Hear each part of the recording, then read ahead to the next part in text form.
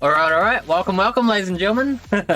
Welcome to another Bradtastic stream, and might I say, it's another RPG Maker stream that we've got going on here tonight.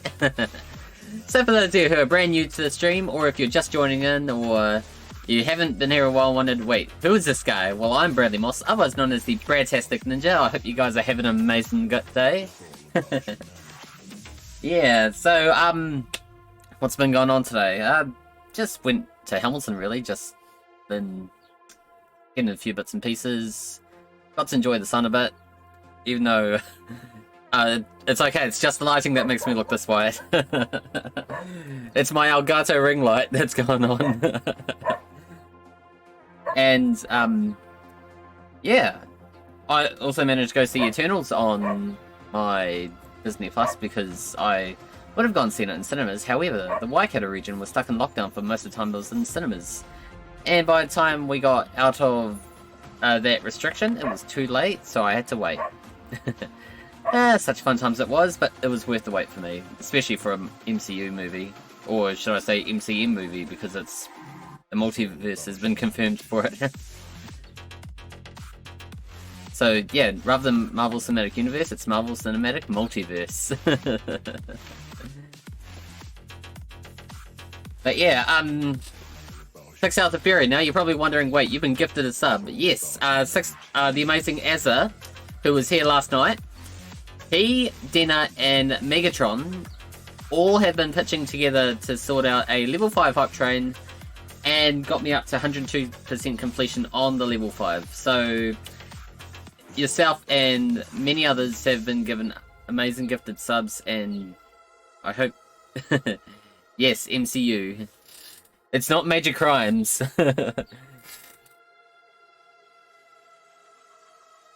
You expected foul play. Well, I think it's more MCM because it's getting to a stage where they're actually involving the multiverse as part of the story. So it's not a single universe, there's multiple. And considering the fact they're calling a series of universes a multiverse, it might as well just be Marvel Cinematic Multiverse. Yeah. I mean, it's logical with my aspect because more than one universe is involved, and it's all Marvel, of course. But people have just been calling it MCU because it's only been the single universe. Now there's many.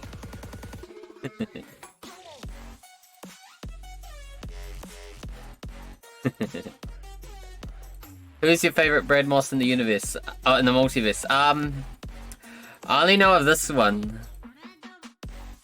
So, does that count?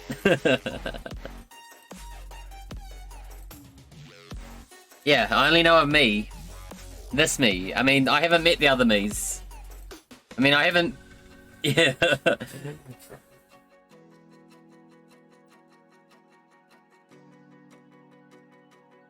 I should do some research.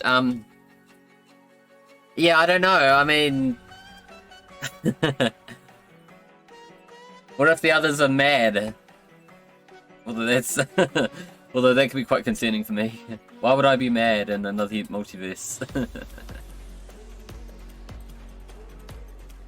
Oh well, anyway, I think it's time to pause the music and actually switch tracks because we're moving on to some RPG Maker tonight.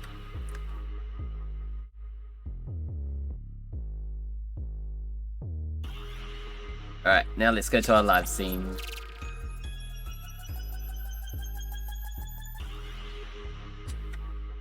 Yes, so we're gonna get started with some more RPG Maker VX like we did last time. Hey, and we got our project from last time. I believe I just created a locked door. Yes, I did. So that means I'm up to level 13, which is constructing the airship event and creating a yes-no player option. Ooh, yes-no.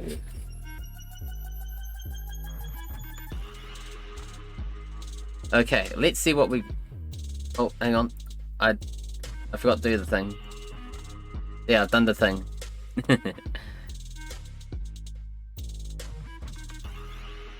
Oh! Spingle number 20 is pretty cool. Owns a theme park and is the ringleader for his teen show at a park. Okay, what sort of park? Although I should also say, I've also been taking note of everyone's suggestions on what's been on the Discord so far. So we got the couple that was suggested by Minhox, who made a couple of amazing suggestions in there. Even if I don't think it's possible to put them in there, I still keep note of them just so I can go back to it to check to see if I can do the research and ensure that it is possible or not. Because I can't just simply say no after the training, because I'm sure there's still more I can actually do to include more content in the game. But yeah, I've got yours in there, 6 South of Fury, where we're adding SB as a cameo character to sell beans with healing or random magical properties.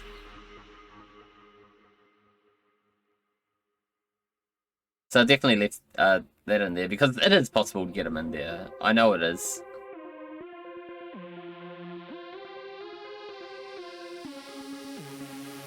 Alright, here we go. Creating yes-no player options. Welcome to level 13 of the RPG Maker VX introductory course. In level 12, we created a locked door event. In this level, we'll create an event that requests the player to select yes-no in order to receive the airship. Step 31, constructing the airship event. Before we go ahead and make the airship event, let's plan the flow of the event. The player speaks with a wise man in the room with the locked door. So I suspect he must be in here. An airship appears outside the Cave of Demons, creating the Wise Man event. Since this is an event where the vehicle will appear in the field map after the player speaks with someone, this process is very similar to what we did with the ship in level 9. Well, level 9 was like last week. But I'm sure we've got this. The set vehicle location command will execute after the player speaks with the Wise Man, and the airship will appear in the field map. Creating a new event, which we're just going to do over here. The Wise Man will be waiting behind the locked door in Cave of Demons level 2. Right click on where you like to see them. We've selected this appropriate coordinate, which, yeah, looks about right to me. Yeah, magical beans. Not to be confused with Birdie Bot's cereal flavour bean.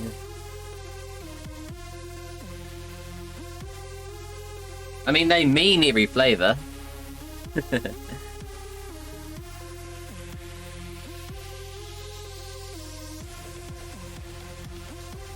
Although I want to get the beans from the theme park.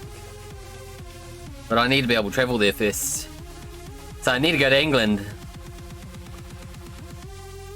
Alright, so we go into new event from the pop-up window. And then we need to find the appropriate graphic on Actor 2. So this Wise Man is who we're getting. Okay. Double click on the graphic box, set the graphic for the Wise Man. We've chosen the Old Man found in Actor 2, second from the right on the bottom. Fix, 3, yep, 3 normal, cool. Yep, no, all those are right. The remaining settings may be left as their default. And he's going to say something. He's going to be inputting some lines as a Wise Man. So that will be show text. Actor 2. Looks like this guy. I see. Well, come back anytime if you change your mind.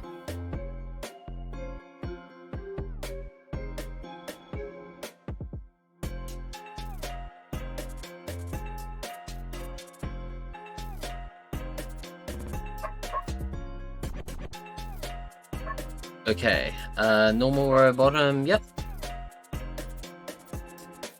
Double click on the event editor, show text, click once in text box what you like the Wise Man to say, which we have done. And we've set all that as well. Okay. Creating the vehicle, the set vehicle location command. The set vehicle location will allow us to put any vehicle we like on the map at the coordinates of our choosing. You can find it on page 2 of the event command list. Under Vehicle, select Airship in the location pane. Click Direct Destination and click on the ellipse on the right.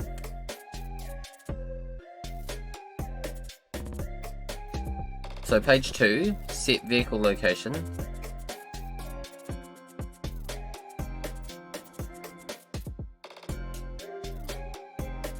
In the window that appears, you can set the exact mapping coordinates for the vehicle. Select the field map from the map tree to the left, and in the preview pane on the right, select the location somewhere near the entrance to the Cave of Demons. You can put the airship right next to the cave entrance, but we've chosen a spot a little further away.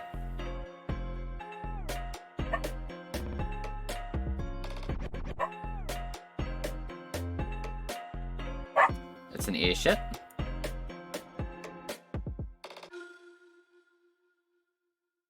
And it's going to be about here. Yeah, I'll say there.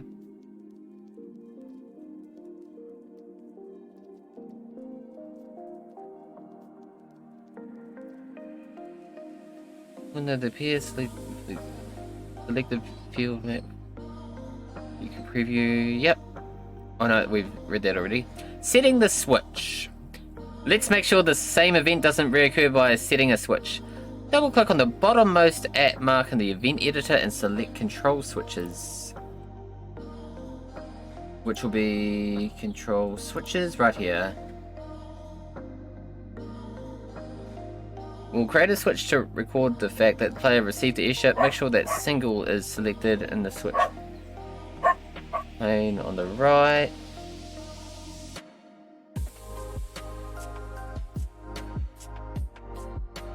Got the airship.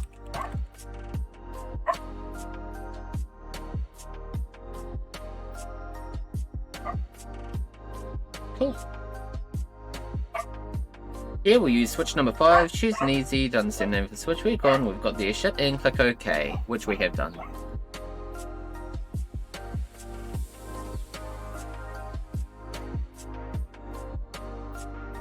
Okay, what do we got?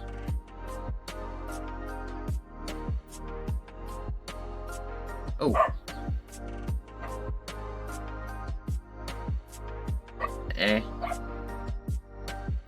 Creating a yes-no player option. After speaking with a wise man, the player could walk all the way back up to the field map, but why not create an option here for the wise man to magically transfer the player up to the field map instead? To do this, we'll need a new event command called show choices. The player option will execute on a new event page. So we need to create a new event page. Click on the new event page button and create a new event page. Ensure that we've got the appropriate switch enabled. Yep. Now we'll set the coordinations that need to occur before page show the event can execute. Click switch on the conditions pane and click on the ellipse on the right. In the menu, select 05, get the airship, which we've got the airship. Set the same actor. Leave other settings as they are. Cool. And he's saying more words. Actor 2.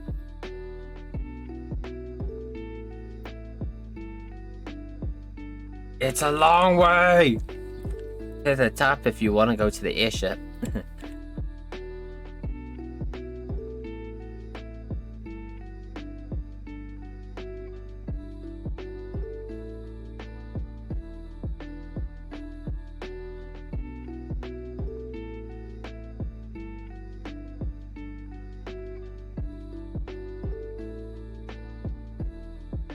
Or would you like me to magically transfer you? Sorry.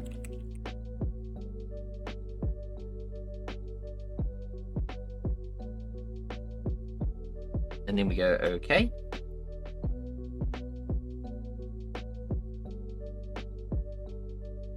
Instead of just zooming the player up to the top unexpectedly, we'll present the player with an option, use the show text command, use the wise man's question.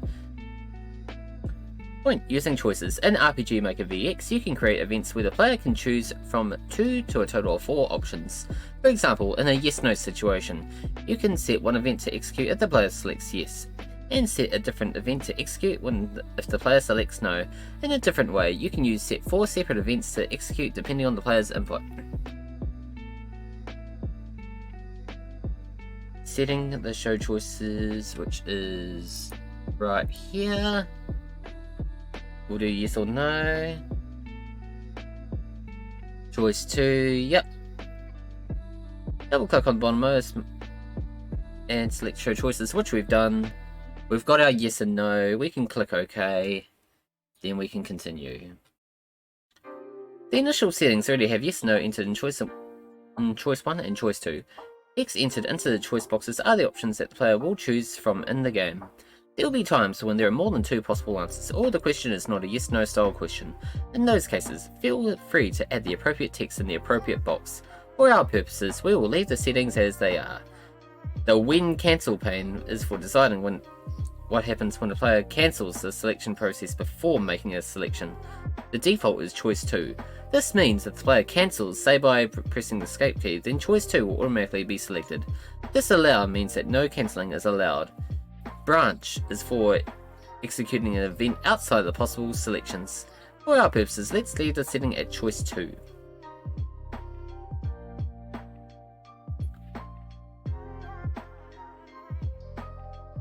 Yep. If your dialogue matches the one above, then click OK. Next we'll create the separate events that take place when either yes or no is selected. Creating the yes event. This is the event for magically transferring the player up to a field map. We could just use transfer here, but that would be a bit boring for magical transfer. Instead, we're going to use the flash screen command to add a little excitement. Ooh, excitement. Double click on the @ mark directly under yes, which is right here. Then this is where we'll go on the second page and select Flash. Savior of the universe.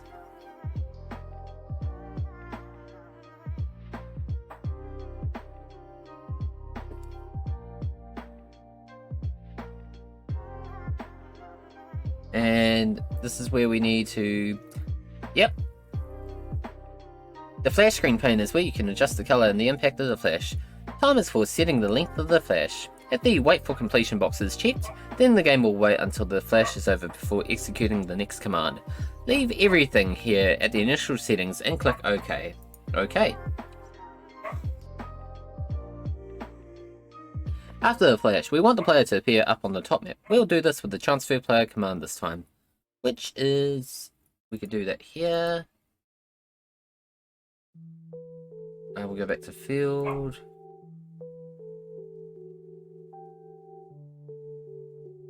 Oh yeah, I suppose we could just pop him here. Go OK. And we go OK.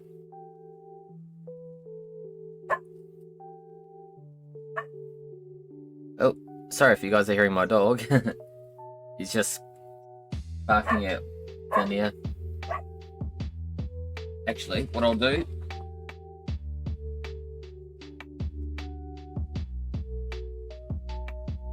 Alexa, turn on light, please. Okay. Thank you. Yay! I just thought I'd close the window. I like guest appearances. Oh.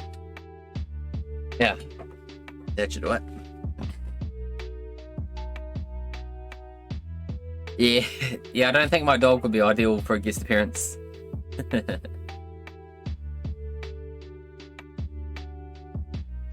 Alright, now where were we? We've set the transfer. Yep, and we've done that, and then we just need to create. It was a nice cameo.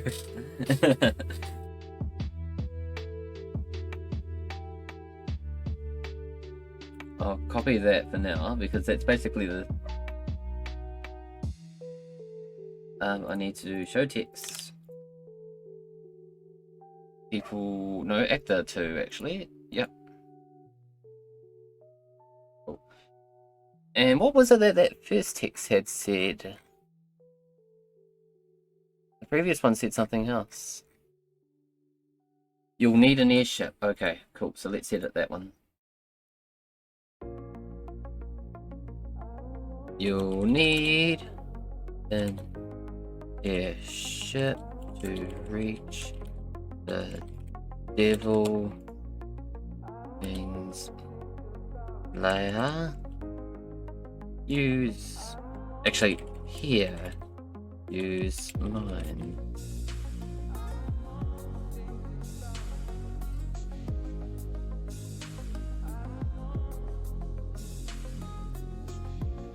up above the cave. I just thought I added my little stylish thingamawhat's to it.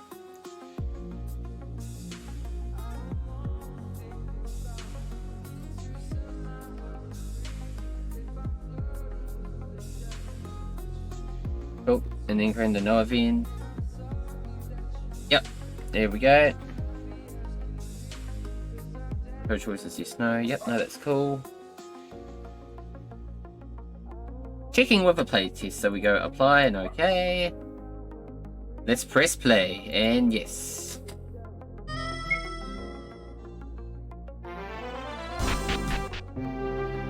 Hey look, we're playing a game! Wait. Lukey! Okay, SB, thanks so much for Luke, man. I appreciate that heaps. I hope you're having an awesome day.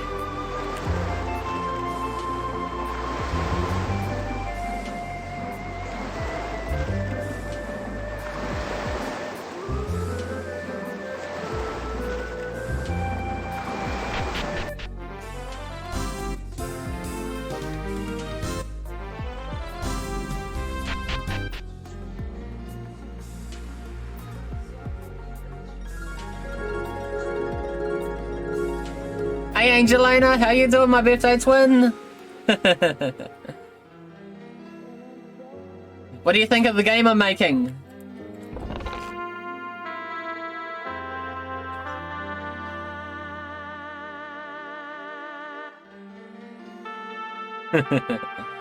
And this is only the tutorial.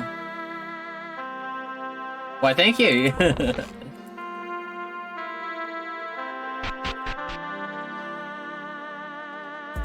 No worries. Now let's hope this works. You'll need to here, use mine, you'll find it up above the cave. Yes.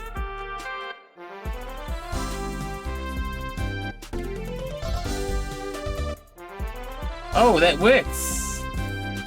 Has some nice brown notes. And it works!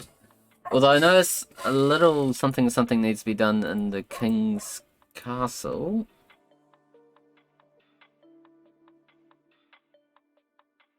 I don't know why I did that when I meant to do that.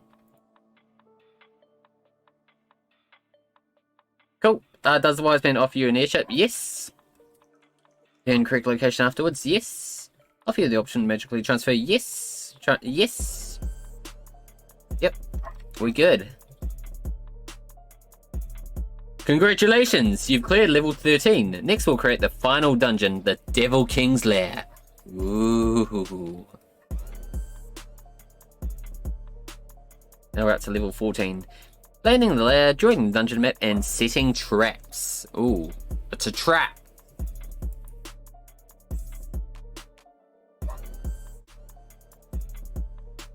Hey, this is an interesting track. Hey, you're supposed to be on this side. What are you doing here? Tiptoe from Stream Beats.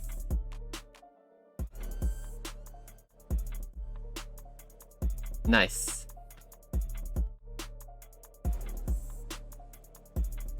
Welcome to level 14 of the RPG Maker VX introductory course. In the previous level, we've created a simple yes-no player option. Yes, we have.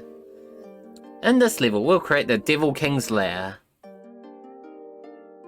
Planning the lair. Now that we have finished creating the Cave of Demons, we can focus on Dungeon and Devil King's Lair. Once we've done that, we'll populate both dungeons with monsters. The Devil King's Lair is the final stop on the player's journey. Here, the player will fight the boss, known as the Devil King, and the story will conclude. Let's make this a worthy ending and add some puzzles and traps to the stage. Here's a simple outline of the Devil King's Lair. The dungeon will have 2 levels. There will be traps that cause damage. The player will have to overcome a puzzle before being able to fight the boss. Oh, we like puzzles. I love puzzles. So if the dungeon is 2 levels, we'll set the Devil King on the 2nd level. On the way, the player will encounter traps that will incur damage if they are not navigated properly, and there will be a puzzle on the way that the player must solve. So, creating and drawing the dungeon map with the Devil King's Lair as part of that map. So we are to create a new map. Like so. Cave of Demons. Oh wait, no, we're not calling it Cave of Demons. Next, we'll need to draw Devil King's Lair map. Since there'll be 2 levels, we'll need 2 maps. Right click on VX Quest in the map tree and select new map from the pop-up window. Create a new map entitled Devil King's Lair. Level 1.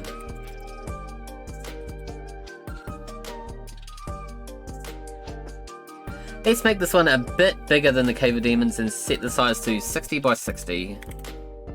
That's a big map. That is big. That's what she said. For BGM, we've gone with Dungeon 6. So let's set that to Dungeon 6 and go OK. Be sure to set the BGS to none. Oh. Leave the steps average setting as for now and go OK. Next, we're going to generate the dungeon.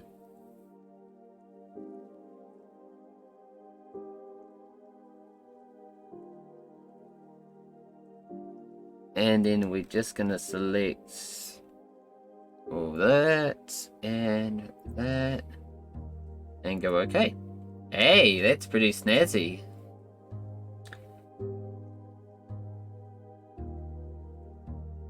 Wow. It looks somewhat different to the... Oh, well, it's a generator anyway, so... It could create any old map for me.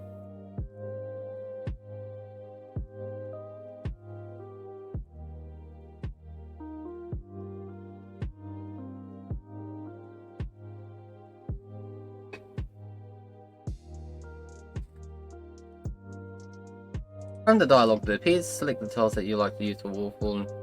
Oh, no, we've got that. It automatically... Yep, no, we got that.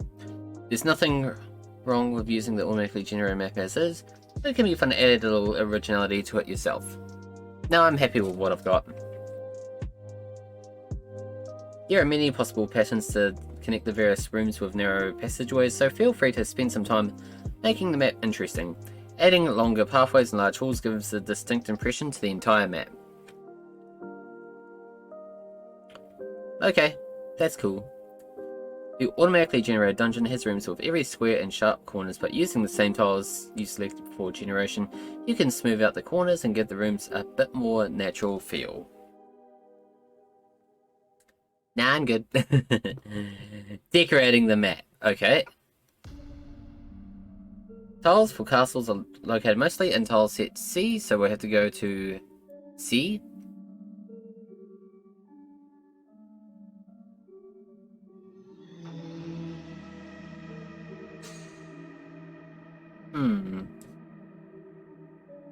If I put anything, probably about here should do it, so I can use that.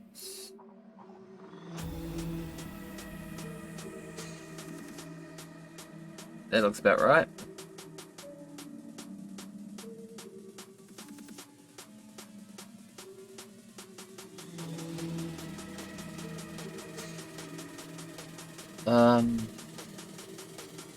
And then I can do...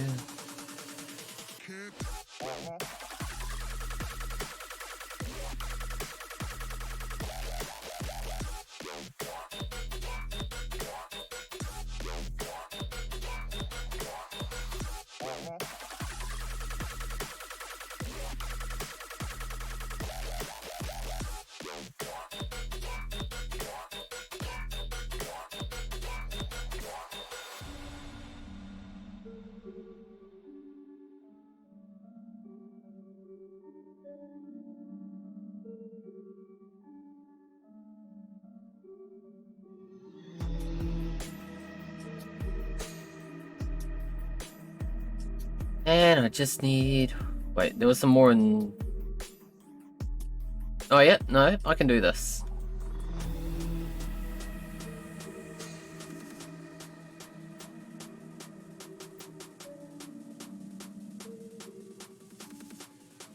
I'm doing the thing.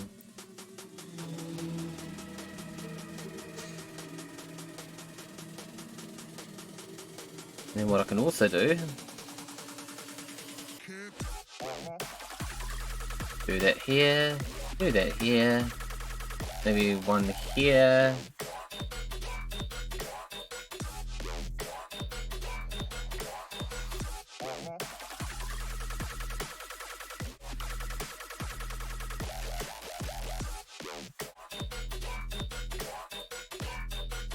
And see if I could grab one here. Probably just put one here. And one here. And one here. And one here. And...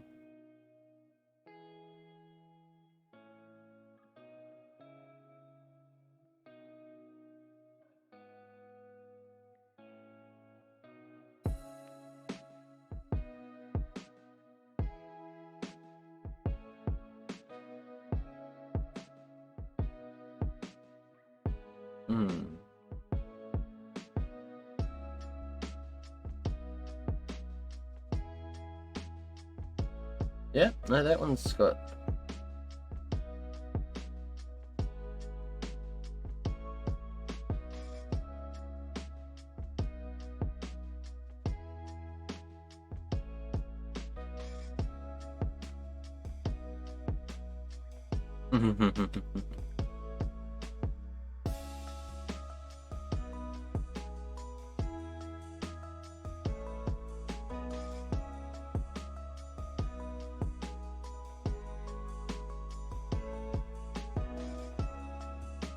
Cool, so we decorated level 1, and then we just need to place the stairs.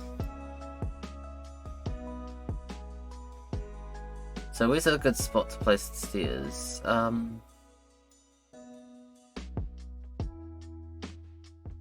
I could probably place them here. Yeah.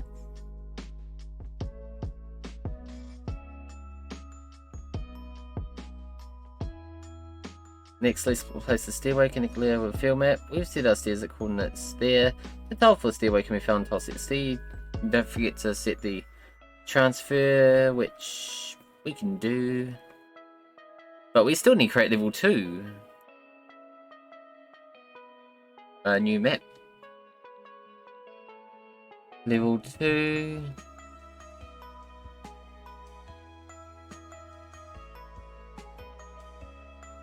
And that needs to be 50 by 50.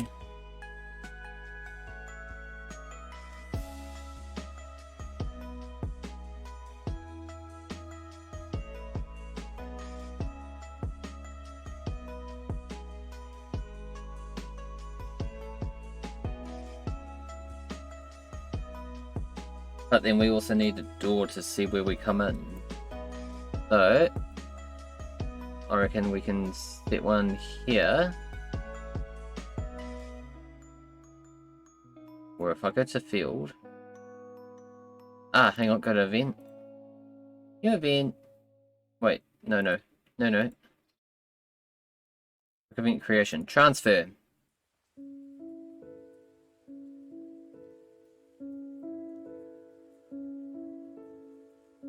Let's make you face right. Event creation. Transfer. Right. Same spots. You could spawn here. Cool. And then we'll make it so it does the same thing. We go field. You could spawn here. Okay. Make you face down. Okay. I'm good with this. Cool. And then we can make level 2 now.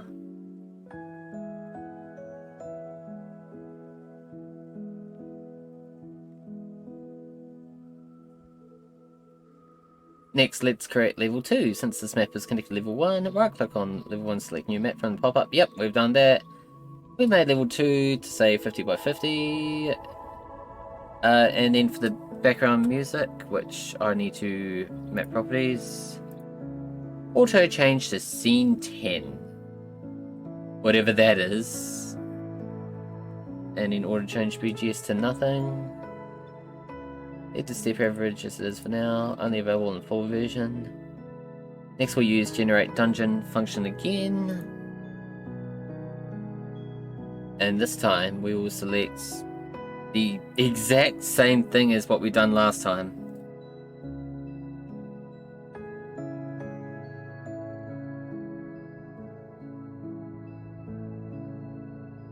Smoothing out the map.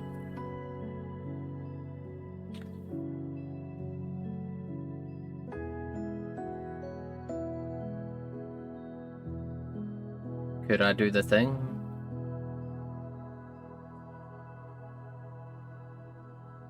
Now let's leave it as it is.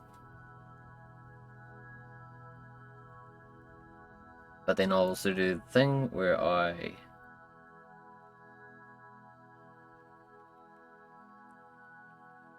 event transfer it.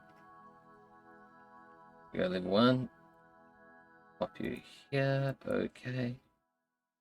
Left, okay. Transfer it.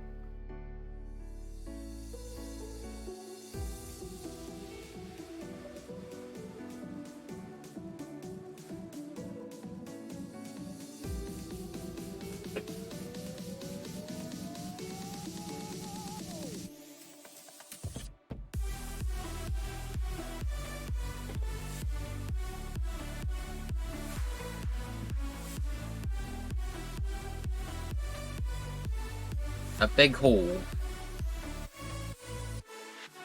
I want to make this the big hall.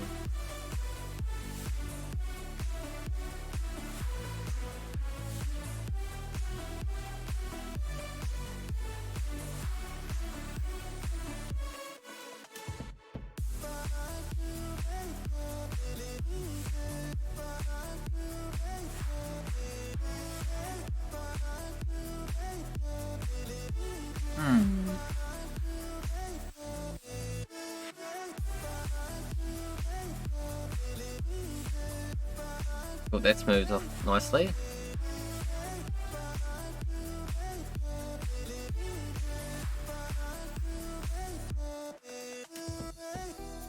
And then we just decorate the map again.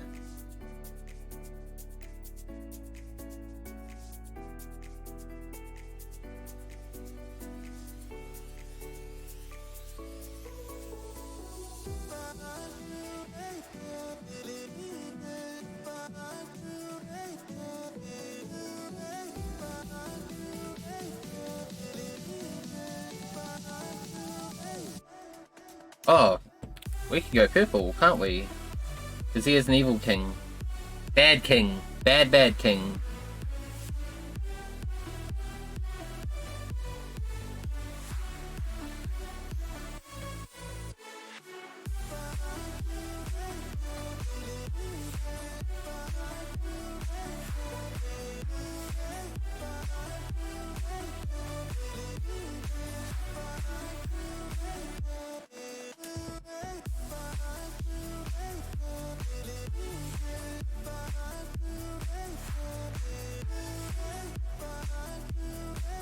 I got nothing to say, it's tutorials.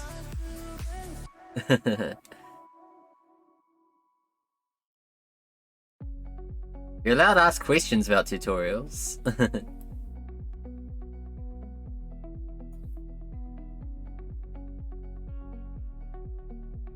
But of course, once the tutorials are over, that means you may have to think up what the game should include. Which you have put in a very awesome suggestion. And I'm not holding you back from putting in more than one. Put in as much as you like. I encourage you to. Or if you know someone who would like to put in some suggestions, by all means, spread the word.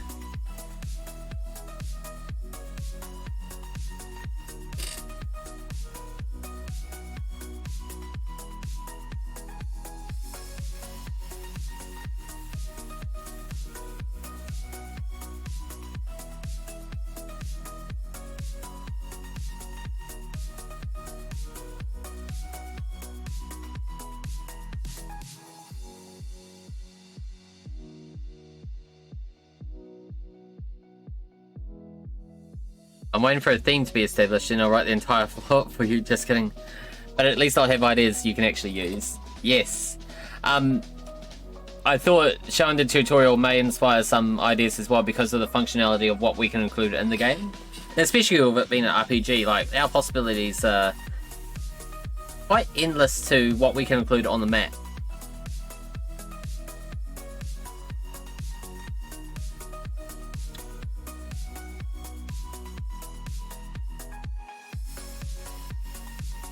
Here we are. And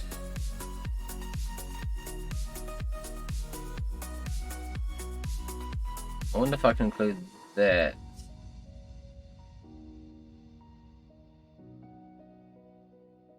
I mean, why not? It's the Devil King. He's got something going on.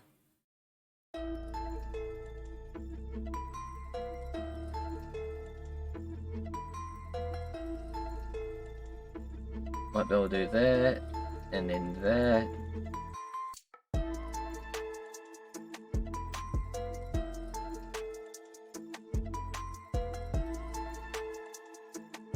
And I can probably do... Actually, I might do something here with these rags.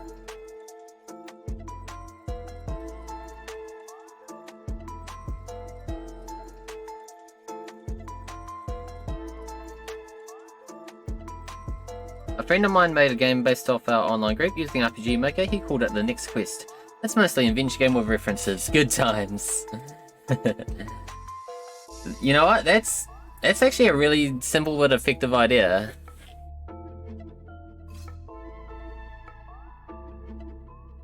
I love it. It's awesome.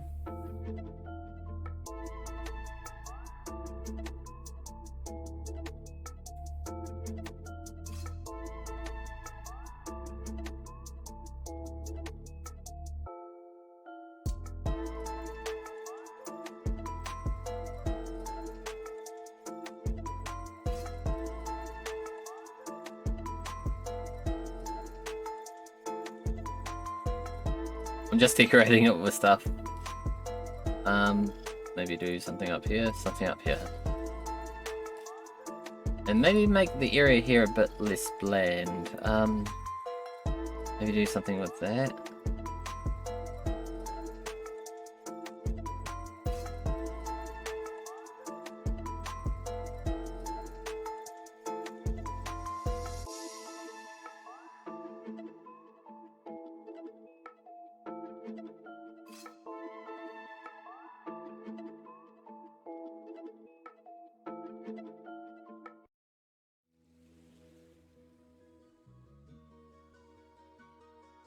Oh, I think that's got it. The decorator level 2. Placing the stairs. Yes, we've done that.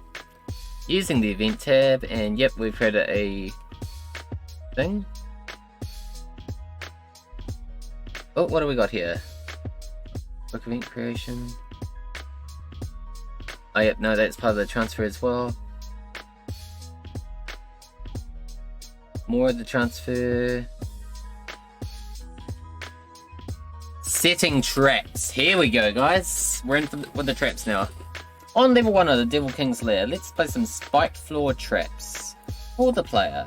Here's a quite simple setup. First, we'll place some spiked floor tiles in the appropriate tiles, and as the player steps on them, the HP change command will execute and will reduce the player's HP.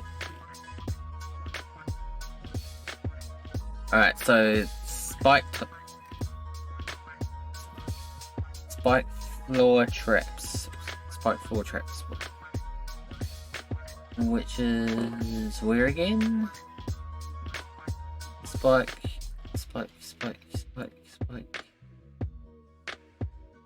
I have to spot it as an event. Oh, no, it is an event. Okay, gotcha.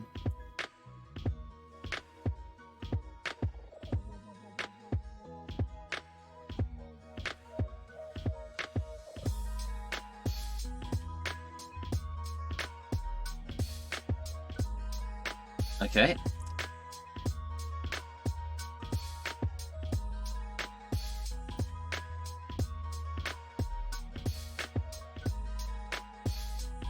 Oh, wait. Back to event. New event.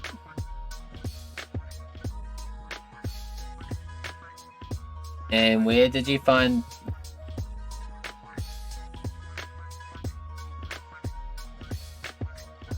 Oh, yes.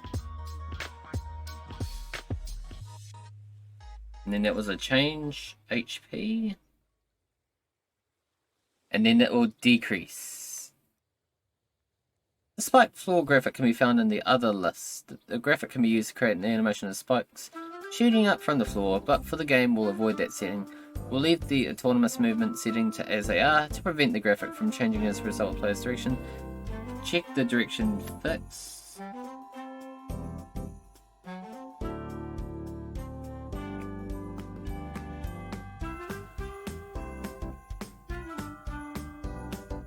Okay, and then go back to change HP. Entire party will decrease. The active settings refer to who will receive the damage.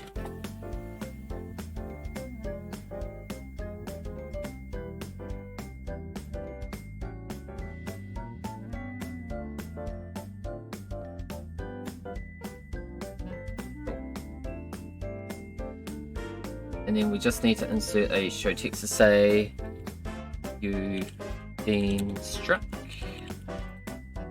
by a spiked floor 1 point damage. Okay. It's a trap.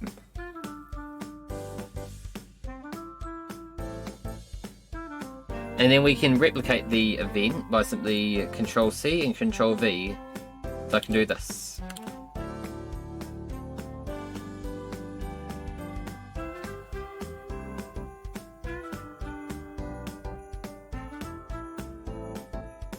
This is a Christmas song for some reason. Ah, that sounds a lot better.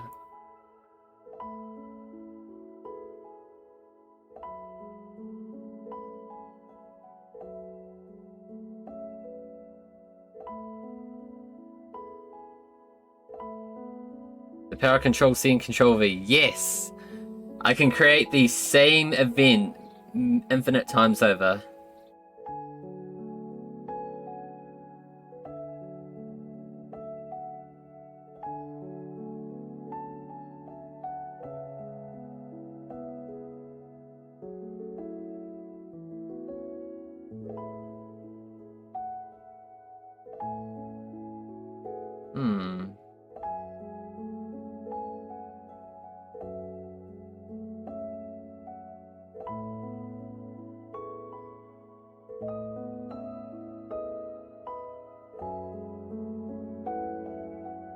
I think I may have left one pure path.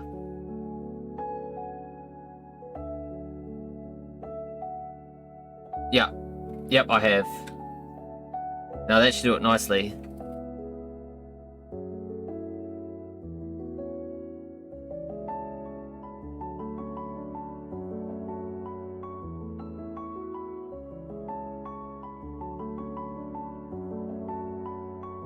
Next, test the traps with a playtest.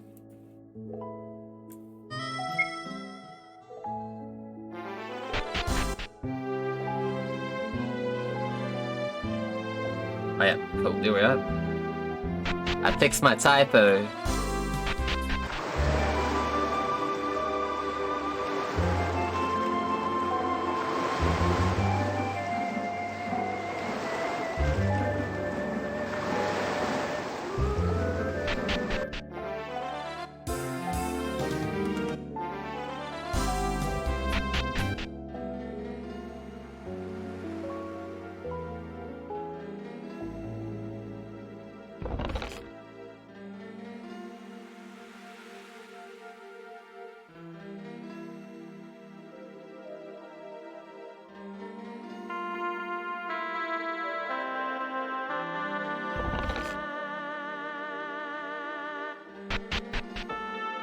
Nice.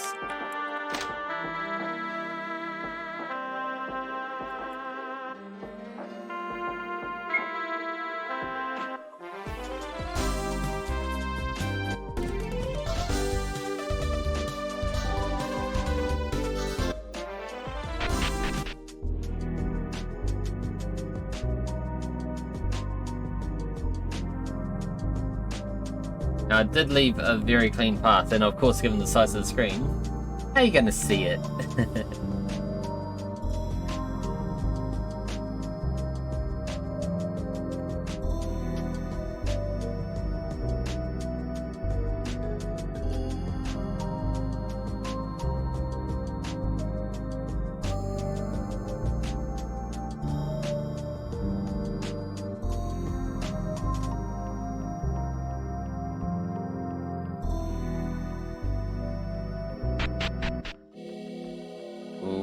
is scary. This is scary. Ah, I haven't even tested my own traps. What's going on?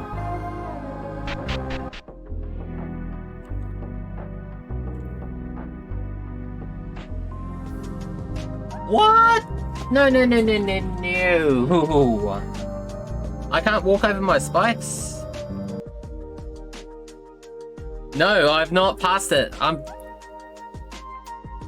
Oh, hang on. I must have done something wrong with those spikes. Walking, fixed. Oh, man. I have to fix all these. Edit.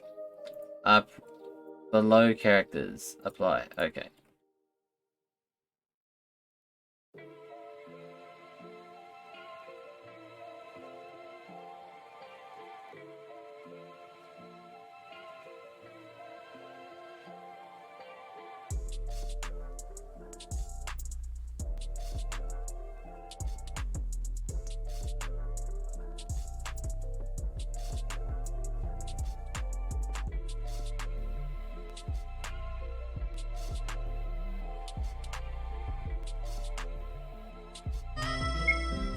Now let's give that a try.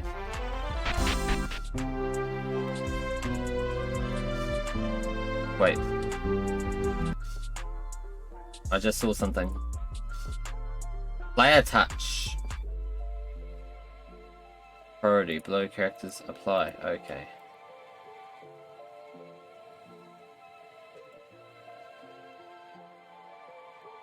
Edit event.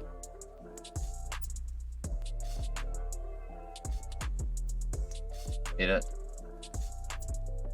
Edit. I have to manually edit these, so below player touch. Okay.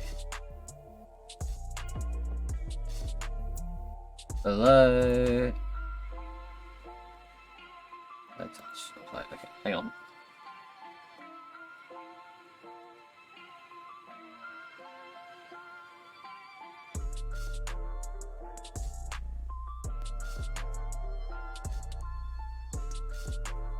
Oh, wait.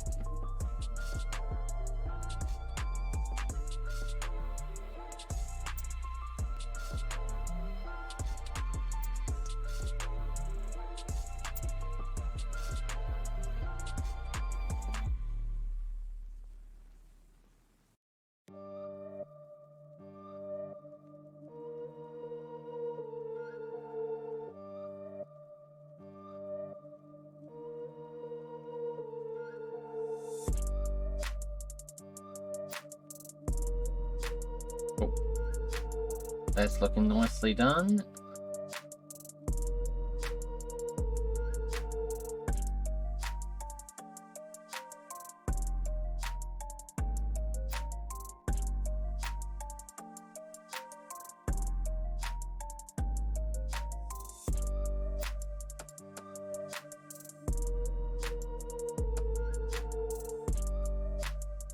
Cool, that should do it. Next we'll create the puzzle in the Devil King's lair. I think I kind of already did that. It's a maze. Outlining the puzzle.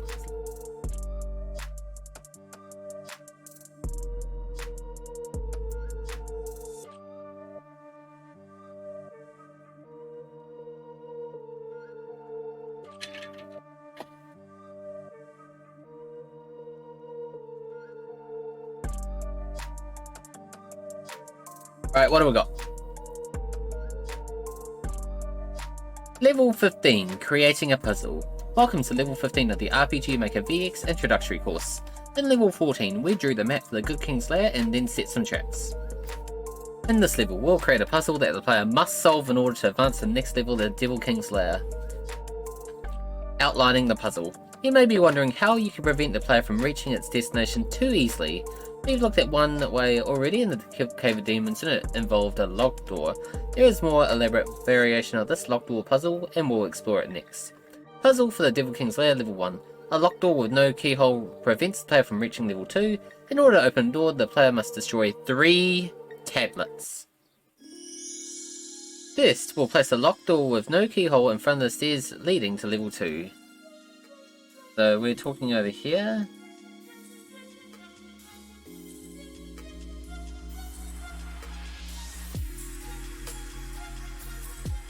Then we'll place 3 tablets around level 1.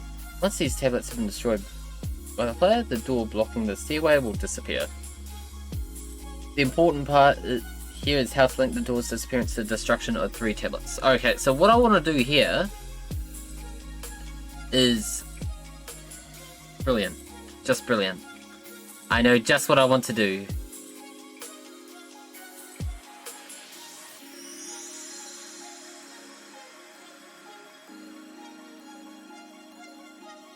I can do a thing here. Because I could put the stairway here. I mean, sorry, the door here. This will place a locked door, no keyhole. We'll place 3 tablets. Once these tablets have been destroyed by the player, the door blocking the stairway will disappear. The important part here is how it links the door disappearance to the destruction of the 3 tablets. Before we dive into using variables, let's talk a bit about what they are. Okay, so in level 4 we describe switches as devices that record the state of certain events in the game. Variables do much the same thing, but where switches can only record an on or off state, variables can record numeric values. It's perhaps easiest to think of variables as containers. We can use them to hold numbers for us to use at certain points of the game. Variables in their default state are always empty, they contain nothing or 0. Later on in the game, we can assign numbers to variables. This is how we put numbers inside of them, by assigning a number. So, through an event command, we can assign the number 5 to variable 1. That variable now contains number 5, and we'll hold on to it till we need it again. We can also change the number inside the variable by assigning a new number. We can do this event commands as well. So if the next event command says to assign number 7 variable 1, that variable no longer holds 5, but it will hold number 7. Variables can also be treated as numbers, so we can add, subtract, multiply, divide them just as we would with regular numbers. For example, variable 1 is currently holding number 7. If we add 1 to variable 1, it will now be 8. Similarly, if we add 1 to variable 1, the numbers increase it to 9. It is perhaps useful to think of variables as switches that can remember numbers. Remembering numbers is fun!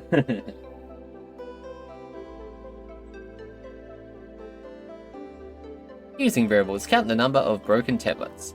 Now if a variable is a switch that can remember numbers, then we can use them to count the number of special items a player has, or the number of certain actions the player has taken.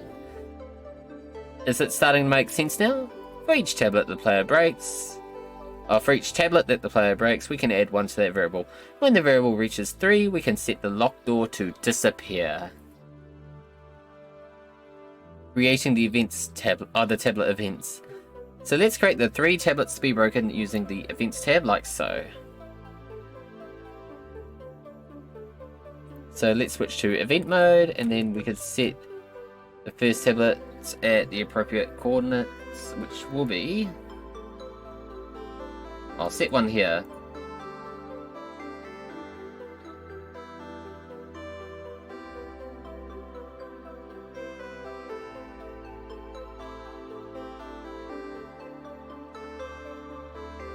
And where are that?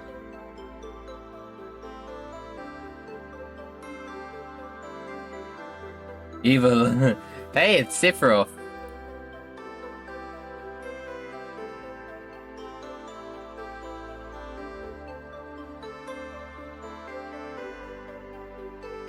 Where's the tab? Ah. No, tablet could be in Set C, couldn't it? Good old Sephi, yes! And let's just use that one for now. Ensure that's the same as characters. The tile can be found in Set C. Change priorities. Yeah, the settings can be left as they are. Once the player breaks the tablet, let's have a text confirming the event.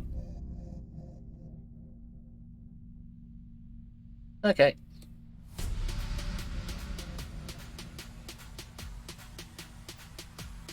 So I think we'll need a new events page for this, won't we?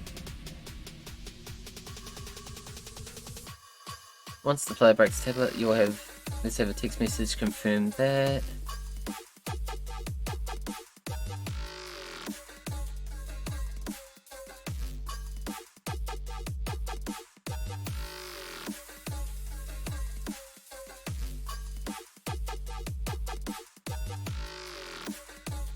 And then we need to set a control variable.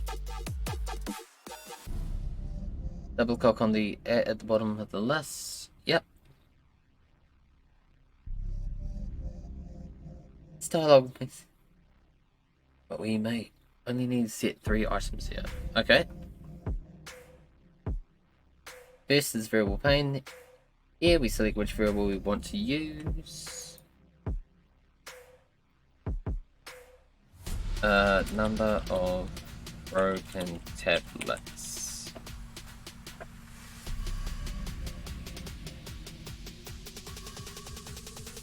Oh.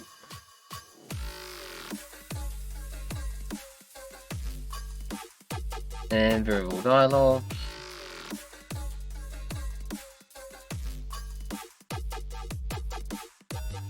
We just need it to add. Constant is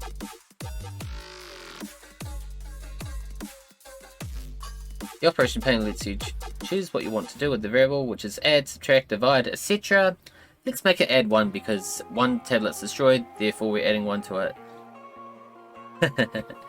Yep, good old Sephi indeed there, Maximum Sharpie. How's your day going, my friend? Sorry, I almost confused you for South of Fury because on my chatbot on my phone, you guys have the same color, but when I look at the chatbot on my desktop, you guys are entirely different. So yeah, that's a fault on my bit, so my apologies. Anyway, how are you doing? Welcome to the stream.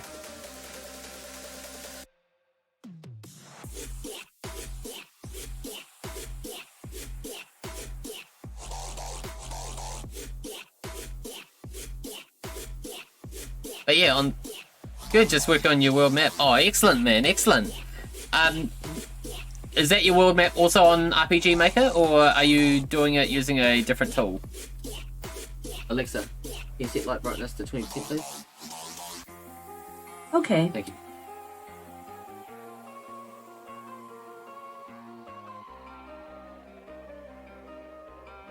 Oh, also RPG. Oh, nice. Very cool.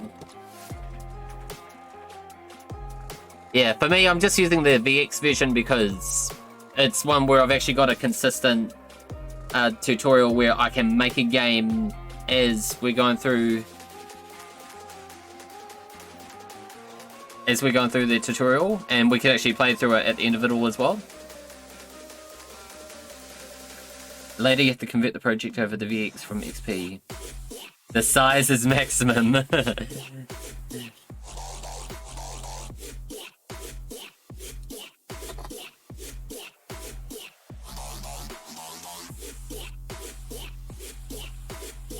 A new word that will require some getting used to. Operand refers to the result of the operation.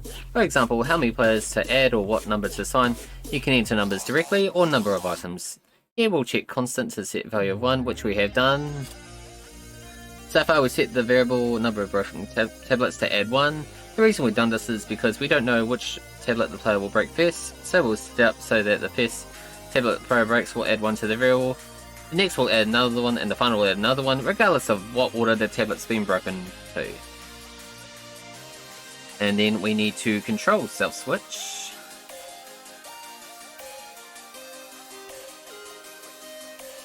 In order to prevent the same event from repeating, we'll set a self-switch. Double click on the bottommost at mark and select control self-switches from the event command list. Set self-switch A to on.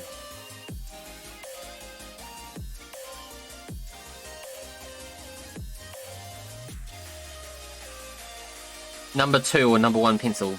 I just grabbed a standard HB pencil.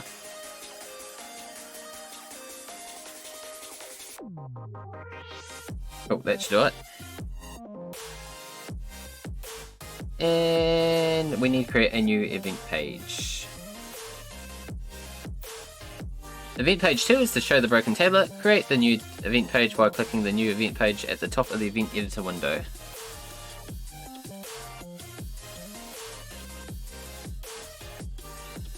But then we'll need the broken tablet from...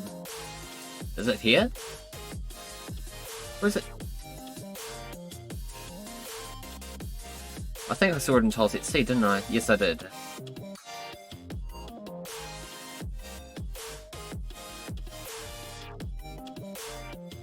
Stealth switch A is on. Cool.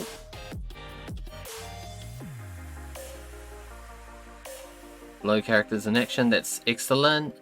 Select the broken tile from tile set C. The remaining settings can be left as they are. That is awesome. Placing the other tablets by copying the event, creating event page 2.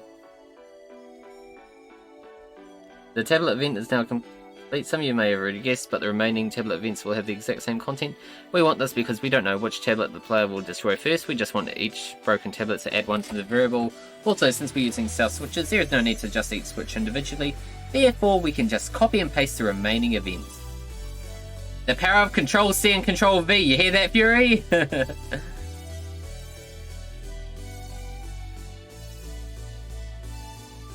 Okay.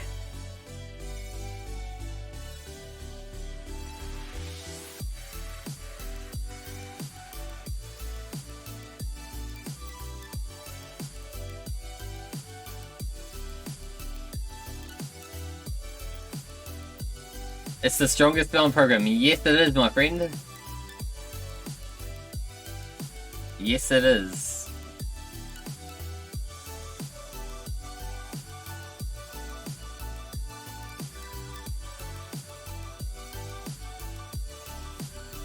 Alright. Cool, and then we're placing the event. Now we just need to create the door with no keyhole that blocks the stairway leading up to level 2.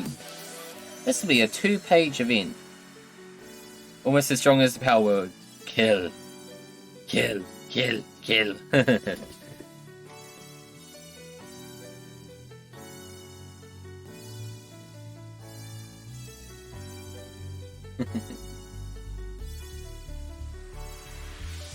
Okay, and then did it do the thing?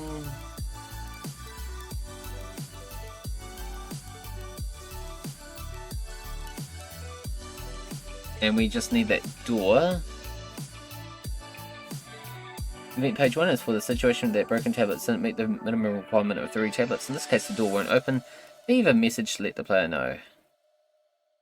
But we need to find the right door first.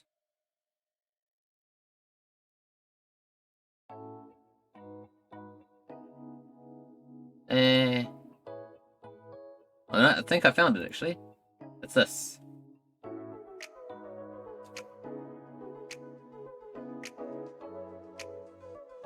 And we want it. That's the door. There's no keyhole. Okay.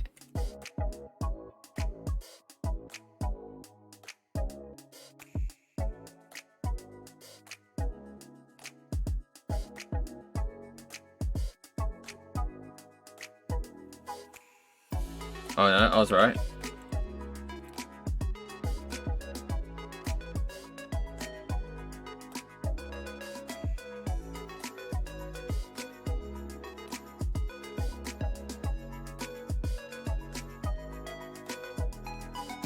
All 3 tablets. Yes, I understand. I must break all 3 tablets.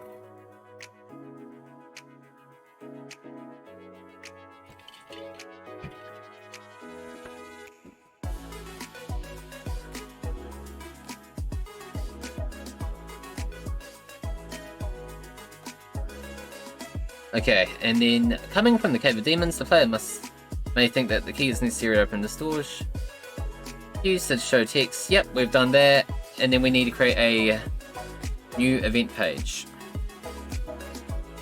Event page 2 will execute and cause the door to disappear when all 3 tablets are destroyed. Create the second event page by clicking on your event, where variable is number of broken tablets is 3 or above. Check the variable box in the conditions pane. Here we have set number broken tablets, set the value to 3. This will make sure the second page doesn't execute until all 3 tablets are broken. And then that's that page completed, and we go okay. Okay.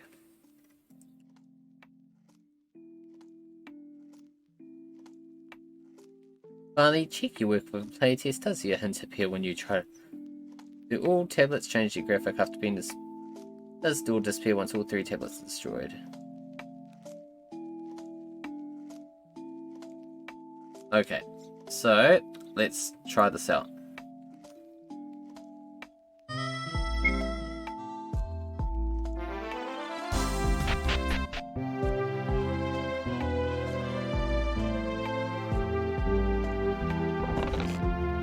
Cool. So far, so good.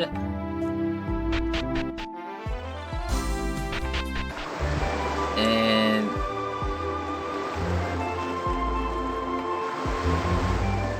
please don't break my shit.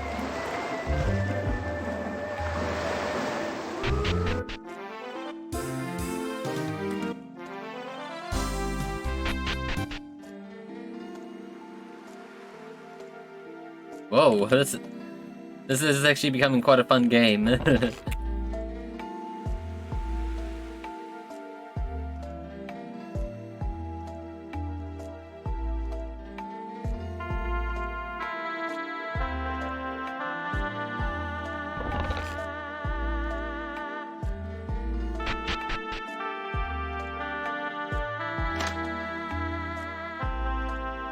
Oh, here we go.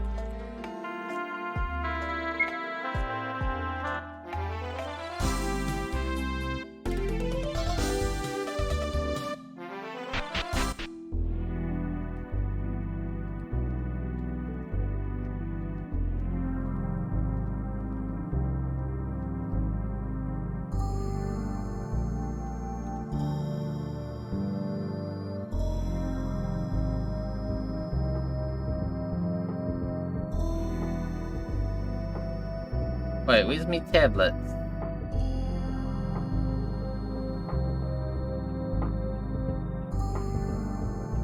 I see tablets up on the wall, but I don't think they're the tablets I'm looking for.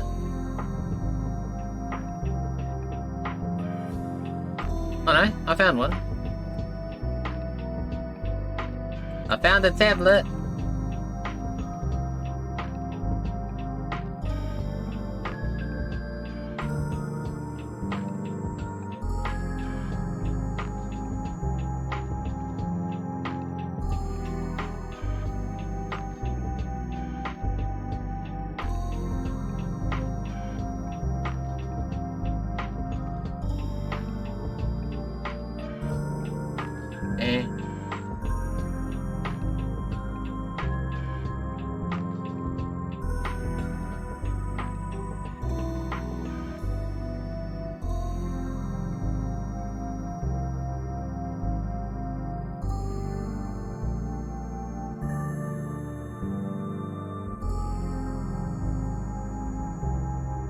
Wait. Got one tablet here, one tablet there. Did I not set a room for the...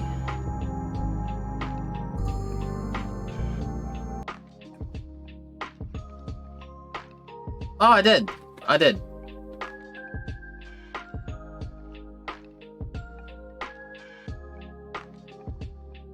Yep.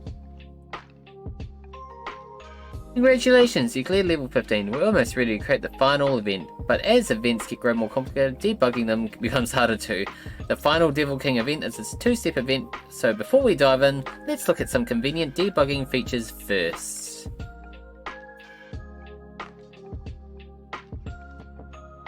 So we were outlining the puzzle, weren't we? So that was playtest functions we want now. Level 16. Cool. Alright, and let's change the size of that a bit. Welcome to level 16 of the RPG Maker VX introductory course. In the last level, we've used variables to control a door events. In this level, we'll introduce you to some useful functions for when you're debugging and playtesting. Playtest functions and checking switches and variables while playtesting. In the previous level, we've executed events with variables. While you were playtesting it, did it feel at any time you wanted to check what event a variable number of broken tablets was currently set at? There is no indication of when switches or variables change, so they can be difficult to keep track of. In RPG Maker VX, a playtest features come with a special debugging function. By pressing F9 key during a playtest, you can call up the debugging screen. Look familiar? This screen lists all switches and variables along with their current state. In the list on the left, the S stands for switch and V stands for variable. The number in the brackets list is number of either to be displayed on the right. You can check individual states. You can, actually, I'll show this for you guys. So it looks something like this. You can change the state of switches from the screen as well. Select the corresponding group of switches on the left and press the designated key. The cursor will switch to the right hand side where you can choose the individual switch. Pressing the designated key with an individual switch is highlighted changes the state of that switch. Oh, pardon me. Go ahead and select switch 1, Speak with the King, and hit the designated key. The switch now be in the on state. Now you are able to not only check the current state of switches and variables, but alter them as well. You can check the state of variables in the same way. Select the corresponding group of variables from the list on the left and press the designated key. The cursor will switch to the right side where you can choose the individual variable. Pressing the designated key while an individual variable is highlighted changes the state of that variable. Go ahead and select variable 1, number of broken tablets, and press the right direction key. Altering the variable should have increased by 1. It's time for bed, you'll leave a Luke. May your big brain gain all the knowledge. My brain is thinking good and stuff. Thank you so much, Fury. I hope you have a wonderful sleep, and I really do appreciate Luke, man. I hope you get the sleep you need, and might catch you around tomorrow on Vicky's stream, actually, while she streams some Pokemon. Or I might just catch you on Saturday night when I stream... What am I streaming? When I'm streaming Serious Sam HD. The first encounter.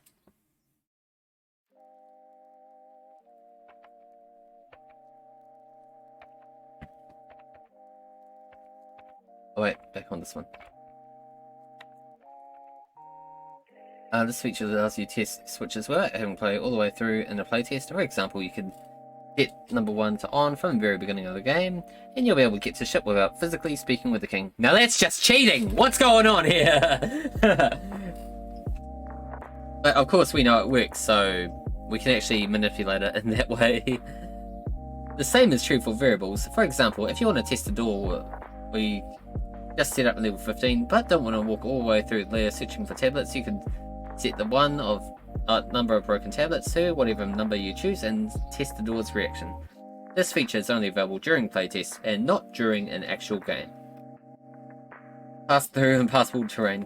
Oceans on a map and walls in dungeons are terrific for guiding the flow of the game, but can become very tiring very quickly when repeated endlessly during playtests. By holding the control key while moving around any map, your character can walk through walls, cross oceans, and basically go anywhere you'd like.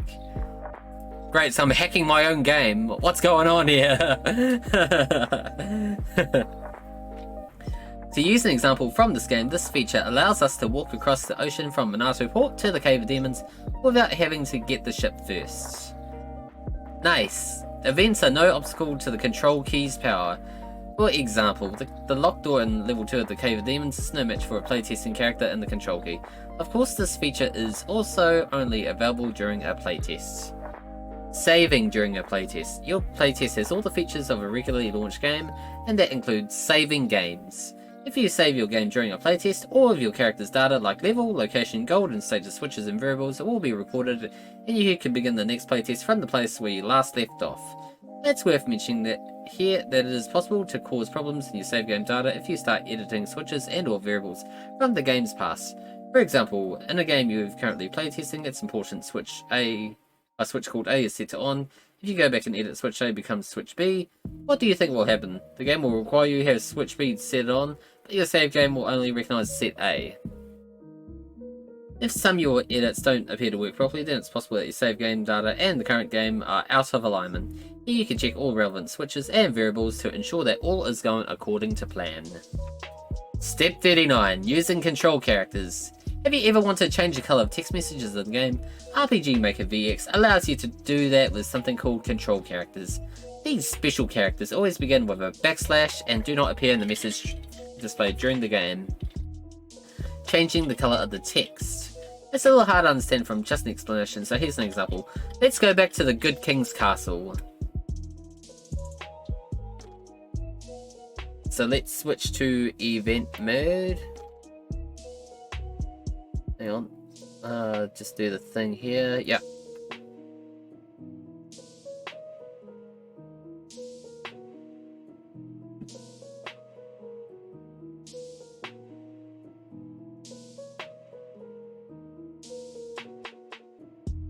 Cool. Good King's Castle. Double click on King to open the event editor. Yes. Double click on the text. Wait, what?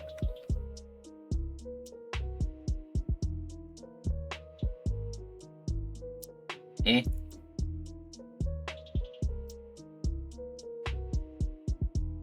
Would it be much easier for me to just do this?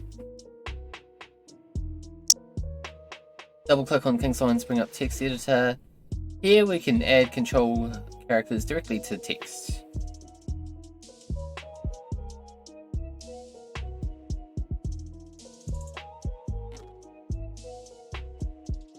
The control character for changing text color is C.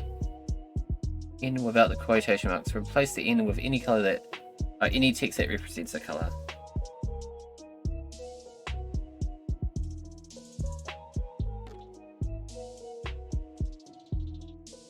Okay.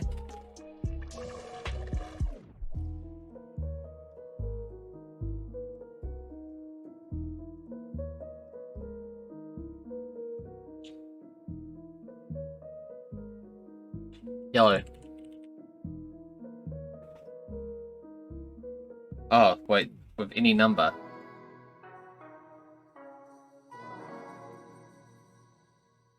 But that needs to be at the beginning of the text as well, so...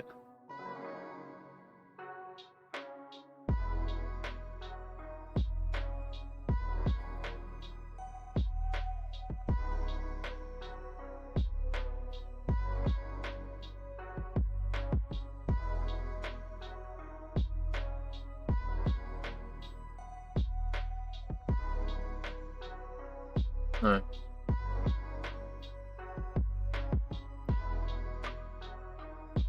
So if we give it number 2, okay. Apply.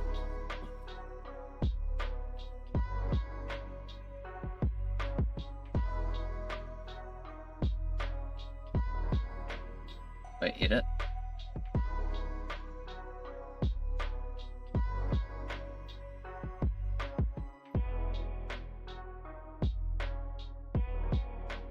Welcome is...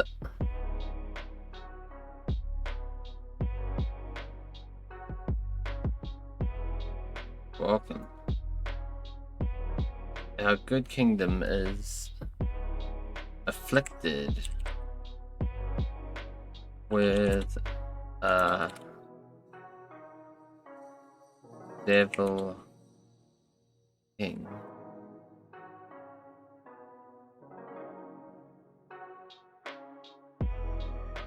Will you rise to the call and defeat him?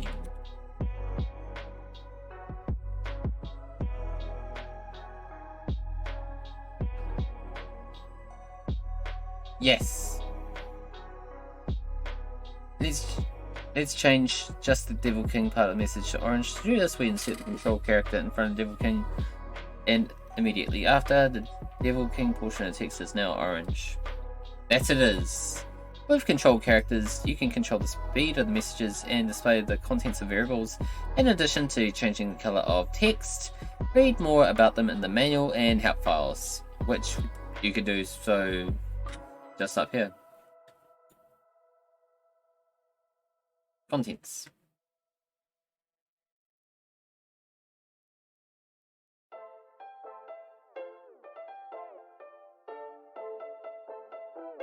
It could teach you things.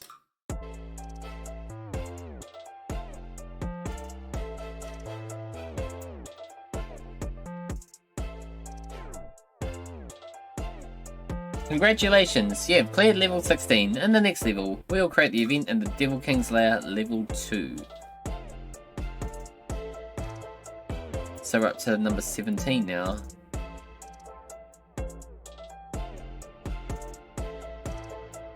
Alexa, set light brightness to 40%, please. Okay. Thank you.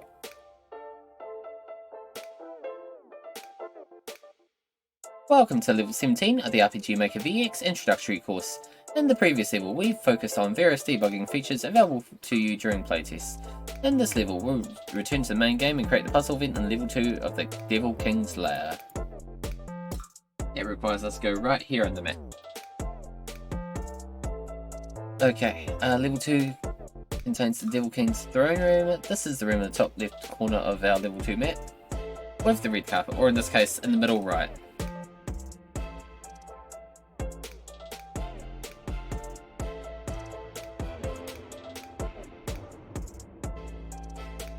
Let's see, this is room. What we'll do is place a guard at the door to the Devil King's room. I might just place the guard like here. Here's the outline of the puzzle. A guard is preventing entry to Devil King's throne room. The guard will only move when the player can repeat a secret code. Actually, I might just put him here. The secret code is a 3-digit number written on sign somewhere on level 2. Ooh.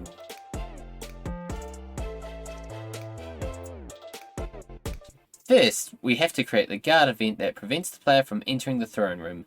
Next, we'll create the sign level 2 coordinates 2538 where the player can find the 3-digit code. Finally, we'll edit the guard event so it disappears after the player presents it with the correct code.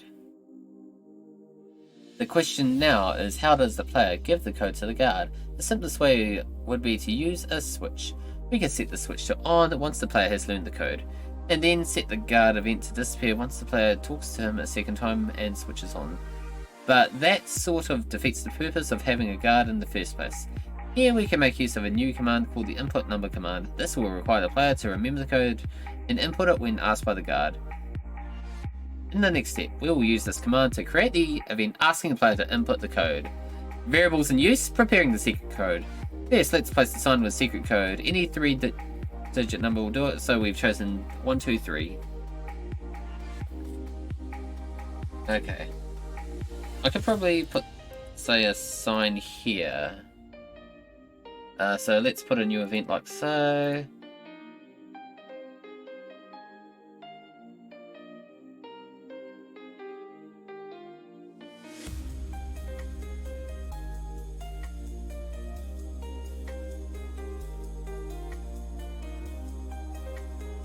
Secret code is 123.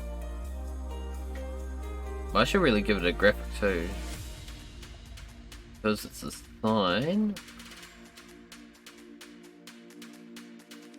It's a sign.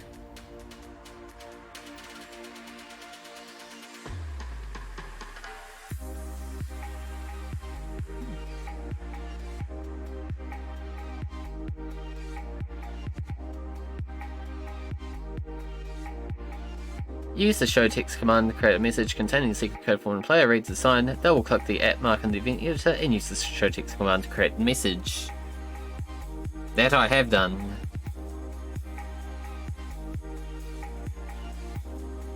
Creating the guard event.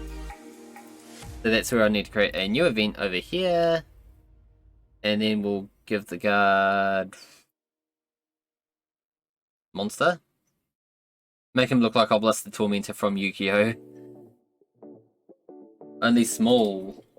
Because he's a guard, not an Egyptian god.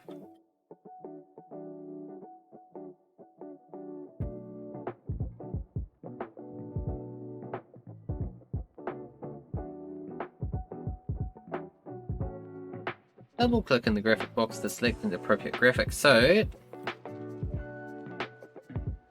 this is a show text, isn't it? So monster. There we are. He looks like Voldemort now, doesn't he? I mean, he's got the red eyes. Actually no, he's got a nose and he's got fangs. And he's got wings. Oh, and he's got horns and pointy ears. Okay, so beyond this door is the Devil King's throne.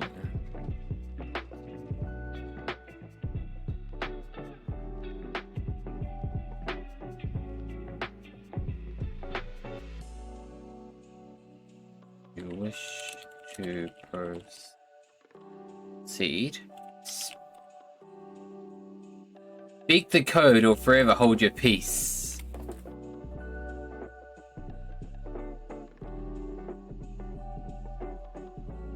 Bring up the show text command dialog by double-clicking in the event editor. Select the appropriate graphic from monster menu and type a message instructing the player that he cannot proceed until he knows the secret code. Input the secret code.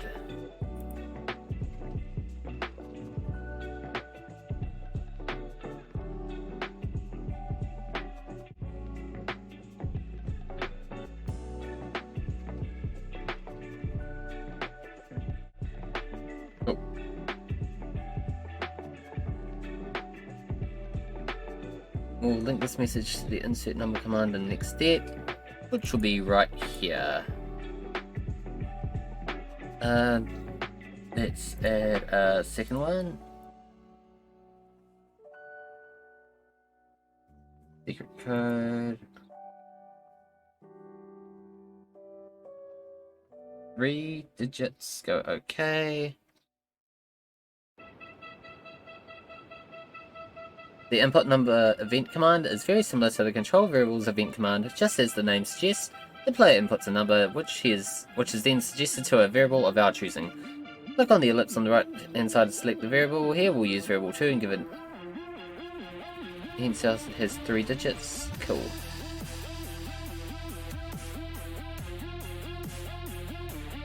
The input number event command is limited to merely assigning a number input to a player for a certain variable, nothing more. In order to get our event to work, we need to check the input number with the actual secret code to see if they can match. To do this, we'll make sure if the conditional branch event code. This event command can be used to check the state of not only switches and variables, but items in player's possession, and members of party can assign certain conditions and then branch the flow of events accordingly. So that's where we need to do this. Conditional branch. Rather than going to extended explanation, it's simpler to just see this in action. Bring up the event command list by double-clicking on the bottommost @ mark and select conditional branch from page 1. With 4 tabs and a ton of settings, the conditional branch dialog can be a bit intimidating at first. However, we need to only worry about one setting right now. Check the variable setting, where we need to do the thing equal to constant 1, 2, 3.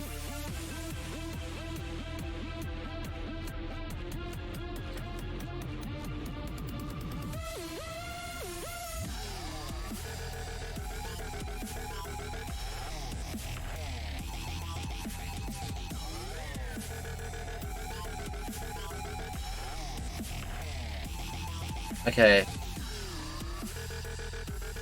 The default will show a number of broken tablets. Click on the ellipse on the right hand side and select secret code, which we have done. Then input the secret code 123 in the constant box. Box above constant is set the default to is equal to. This means the number input by the player will be compared to the number we just input here. If the numbers are equal, otherwise known as the same, then the event can proceed. Clicking on the down to the right gives access to several options indicating greater than, less than, and others. Finally, make sure the set handling when conditions do not apply box at the bottom is checked. Yes, we've done that. If we look at the finished code for conditional branch event command, we see blue characters that read conditional branch variable, secret code 123, else branch end. Notice there are @ marks before or else and branch end. The first @ is where we set the content to be executed when the player inputs the correct secret code. The second @ is for when the player inputs the wrong secret code. We'll set each of these individually. Okay, so we'll do show text for that. If the monster correct, you may pass.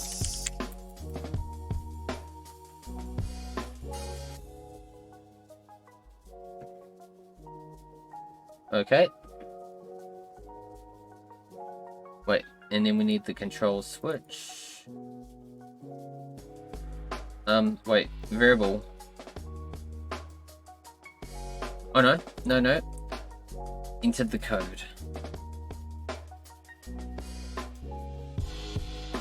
supply, okay, is on.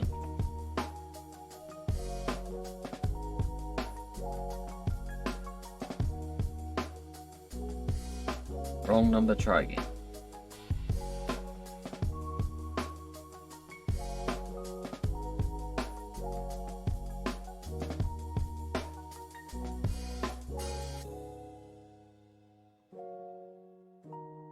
Cool.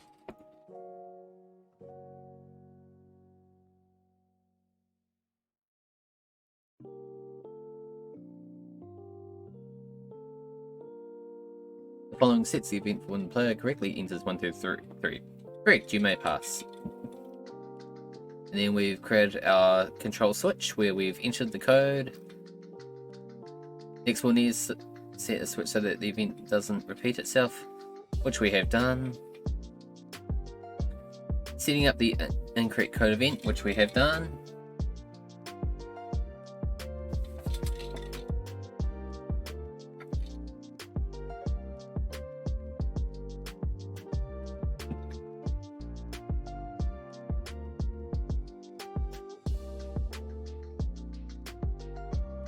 If the player makes a mistake, we need to inform them of the message with the corresponding event. Wrong number, try again. We've got that.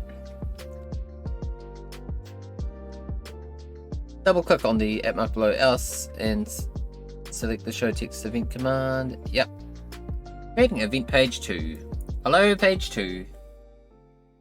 And this is where the switch enter the code is on.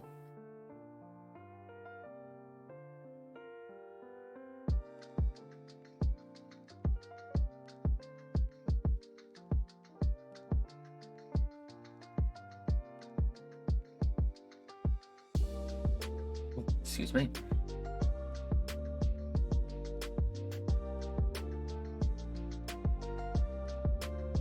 Okay, what else have we got? Yep, we've done that. And wait.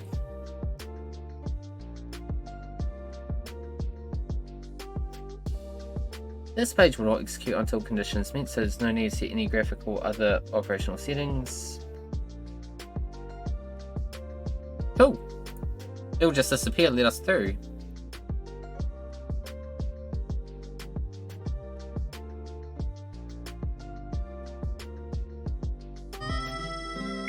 And since this is a playtest, I can do this. I can do the thing!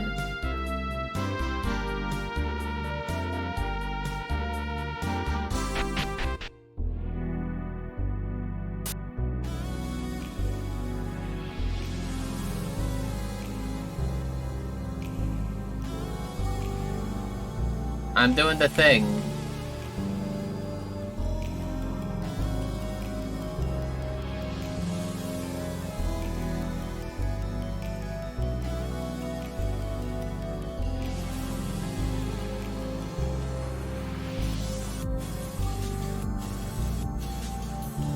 I remember I've got the first tablet here.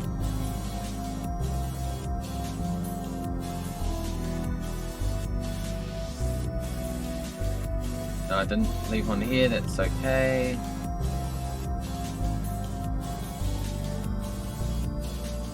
I'm a genius!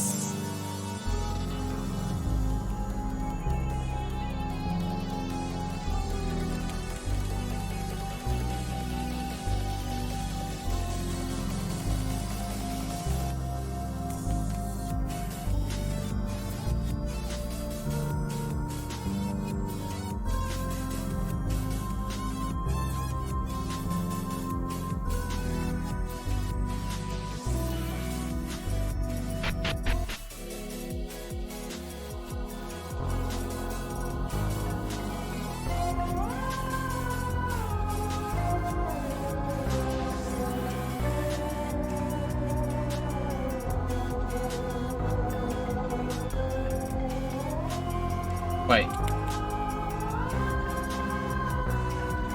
But I know the code's 1, 2, 3, so I can just do the thing like so.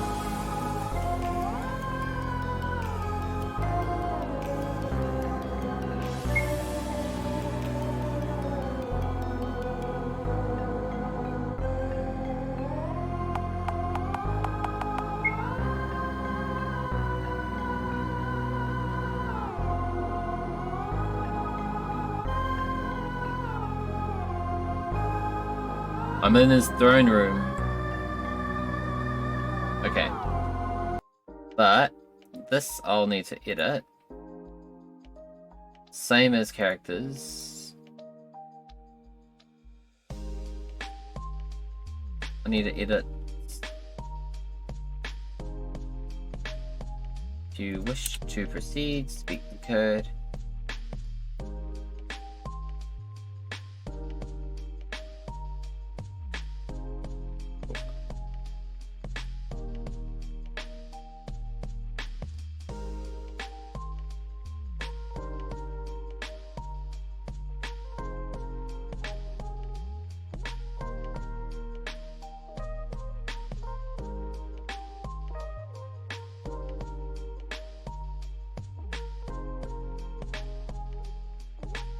Oh, that's actually looking really good.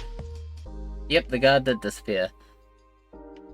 Congratulations! I've completed level 17! Now let's fill our dungeons with monsters! We're now making some monsters, folks. What do you guys think of that?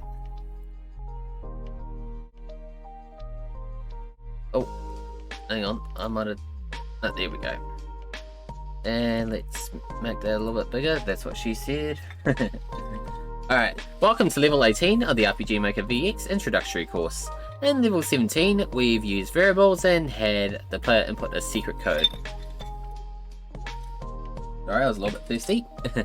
In this level, we'll look at how to create monsters. As we explained in level 10, the reason that we have waited this long to set up the monsters is because they would be a nuisance during playtest. But since we're down to creating the final boss fight, now's a good time to finally set them up. Monster settings in the parameter curve. Before we can begin populating world with monsters, we first need to register them in the database.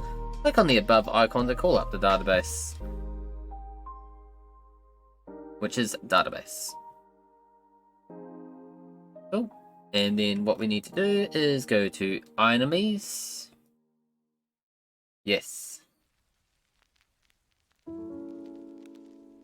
Select the enemies tab in database. Troops is a similar tab to enemies, but we will set that up after we've created our monsters. First, we need to create a space for our monsters. The full version of RPG Maker VX contains 30 sample monsters ready for use. Let's change maximum to 31.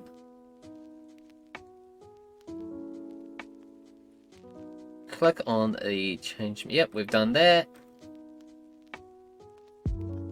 Now we have a space for our monsters. Wait. Yep, there we go, that looks better.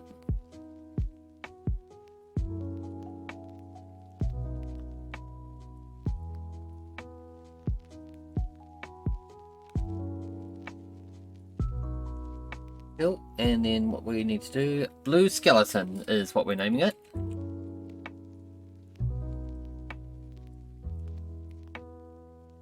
With 10, 10, 10, 10, 10, 10, 95, 5, 0, 0. Okay, attack always with 5, that's okay. In name box, you can set name to appear during battle, keep the name to maximum 10 characters, or the remainder will get cut off. And then for graphic, Battler graphic, we've got Scullyman.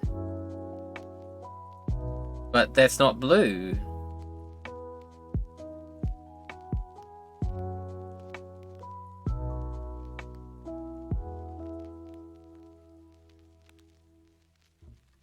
I'm gonna name it red.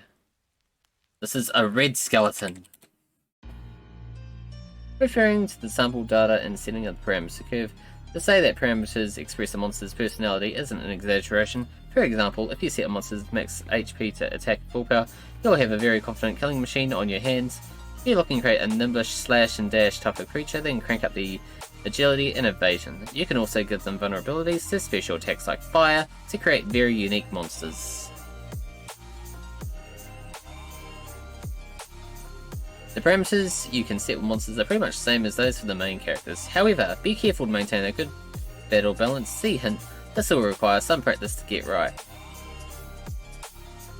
Here here is maybe a good idea to look at some sample data. Take Slime for instance. His parameters are set to initial settings of the main characters, so it provides a good reference point. With a max HP of 100 and max MP of 0, Slime is a monster with no magical or special abilities. His attack is set to 12, defense to 4, spirit to 8, and agility to 10. With these numbers, he is an ideal opponent for a level 1 main character. When hit ratio set to 95, it means 95% of Slime's attacks will hit home. An evasion setting of 5 means he will dodge 5% of the main character's attacks. XP and gold will determine the amount of XP and gold the player will get after defeating Slime. Elements and states of efficiency settings are just for adjusting a monster's strengths and weaknesses to certain elements and states. With the elements efficiency settings, you can make fire attacks more or less effective depending on the type of monster you want to create. Similarly, states are just for adjusting a monster's strengths and weaknesses against certain states like magic and poison. The efficiency can be set to 5 at different levels, ranging from A to E. A means the attack has twice the power of regular attack, or C and E means the attack has no effect at all. Looking at Slime's settings, Ice is set to A, which means he is effectively vulnerable to ice attacks. That he is! Point, battle, balance, and parameter curves. A monster's parameter values and the main character's parameter values are connected to important ways. For example, if a monster's defense value is significantly higher than a main character's attack value, then the character's attacks will have no effect. If the character is too weak or the monster's too powerful, the game will be too much too difficult to play. That's why it's important to have good battle balance or ideally match monsters and main characters. There is no standard balance to speak of, so it's best to play your game and create your own trial and error. Well, using trial and error.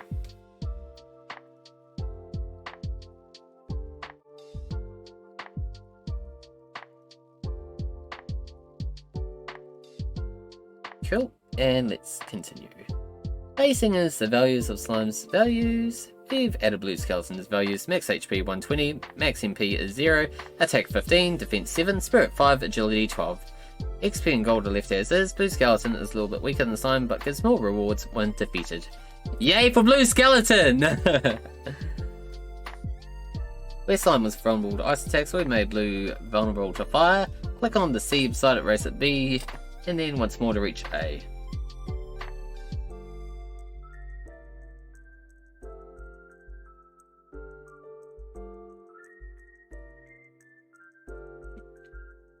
I'll make Red vulnerable to ice.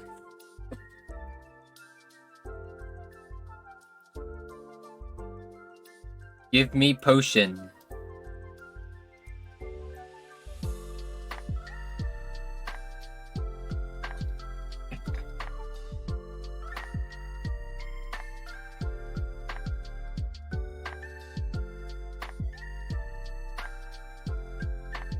Yeah, I can do that.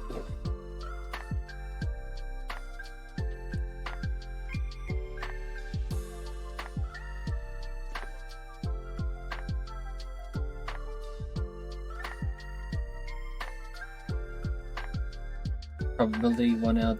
Wait. 5? I'll make it 5. That way he's not always guaranteeing a drop of potion for me. Clicking on the ellipse on the right hand, right to drop item 1 brings up the drop item dialog. You can set the item, weapon or armor to be dropped, as well as the probability the item will be dropped. You can set this from 1 to 1, which is 100%, or 1 to 100, 0.5%. You set the Blue Skeleton drop of potion 1 out of 10 times. Has critical. Ooh, do I dare? Yeah, let's. Wait, I want to do this. Make him drop the King's Sword, but 100 billion. I'll just make it a rare drop.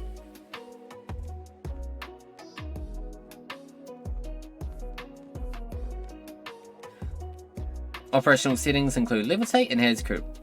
Levitate settings where monsters located on the screen. If has critical is selected, then every once in a while the monster will attack with a surprising force. To make things a bit interesting, we've selected this option.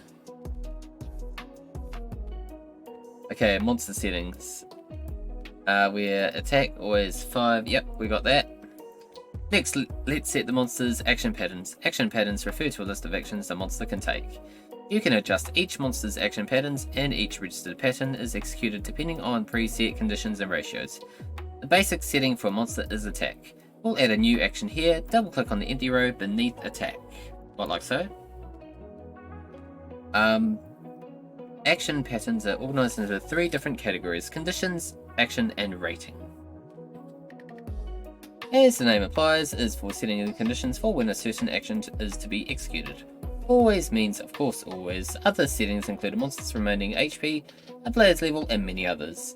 Action is for setting the specific action to occur.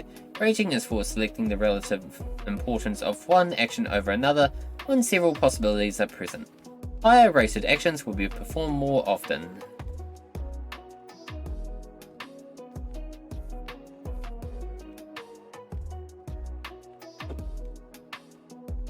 Okay, guard. Here we will set a guard action to occur when the monster's HP is below 50%. Check the HP setting and make sure the numbers read 0 to 50 from left to right. Next, in the action pane, select guard from the drop down menu. Finally, slide the rating slider to the right by 1 point so it reads 6. Like that? Okay, cool. Oh, excuse me. Once the name parameters and action parameters have been set, your monster is complete. Congratulations, you've cleared level 18. Level 18? Whoa, I'm getting there. Next we'll look at how to make our new monster appear in the game. 18 levels down, a few to go. I've got 4 levels to go. Seriously, I got to do the troop settings, I've got to set up the boss, I've got to create a battle event, I need to do the battle processing event command and setting an ending, and how to create auto run events and closing. I'm really heating things up with this game, folks.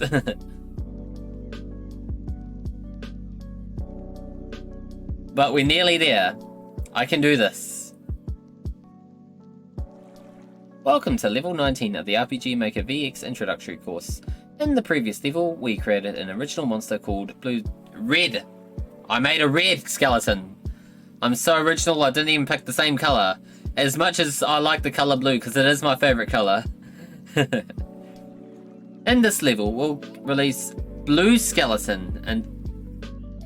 No, I made red! What are you talking about? Why am I reading the text?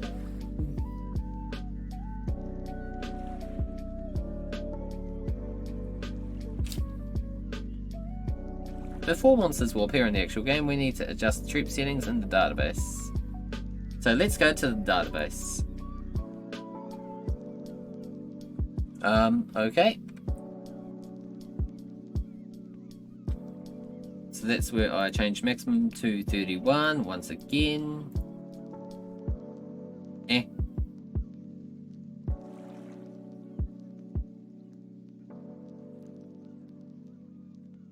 Let's add a couple of reds.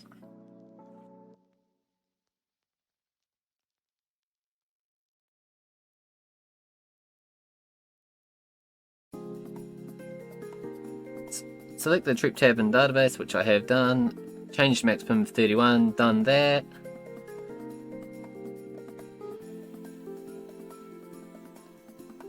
We have room for our new troop, which we have done. That's awesome.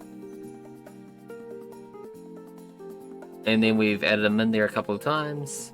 And list the enemies on your right. You can select monsters to be used in troop. Select the monster you'd like to, and click the add button in the middle. I just double clicked on it and it worked the same way. For more than one monster, repeat the process. We've added 2 red skeletons. And I can make them dance. Dance. Yes. Arranging the monster's position. Well, I can't really make them... No, that's okay. They're happy chappy where they are. I mean, they're gonna die by my character anyway.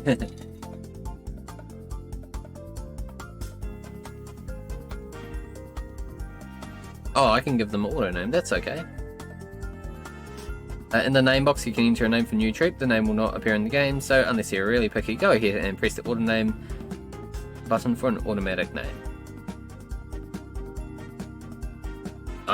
I've just typed it in myself, so that's fine.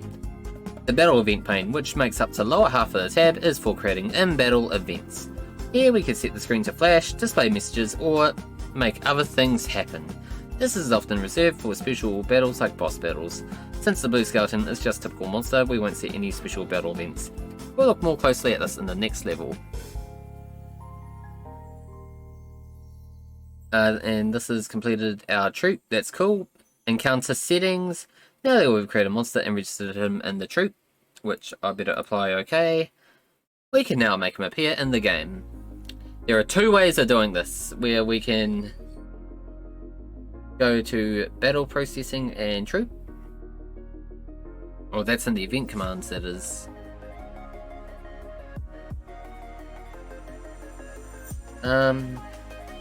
First way is through the battle processing event command. The second is through encounters pane in the map settings. Wait, encounters pane? I've not seen that one. With the battle process. Oh, excuse me. With the battle processing event command, battles will take place as events, allowing you to precisely time when the battle occurs. This method is often reserved for battles that are part of the storyline, mostly boss battles. The encounters method is used mostly for battles with minor monsters, such as our red skeleton, which apparently doesn't matter.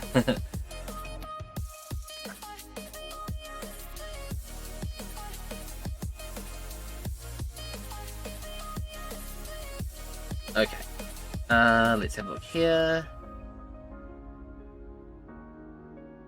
The encounters method is used with minor battle monsters.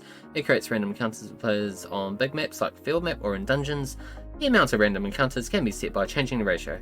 In this level, we'll make use of the encounters method. The battle processing event command will be explained in next level. Setting random encounter monsters. Since the troops will appear randomly, there is no need to actually set any of them on the maps. Instead, we'll just adjust the encounters setting in the map properties. So in field, let's begin with the field map, where we can pull it up, go to the map properties. Bob's your answer.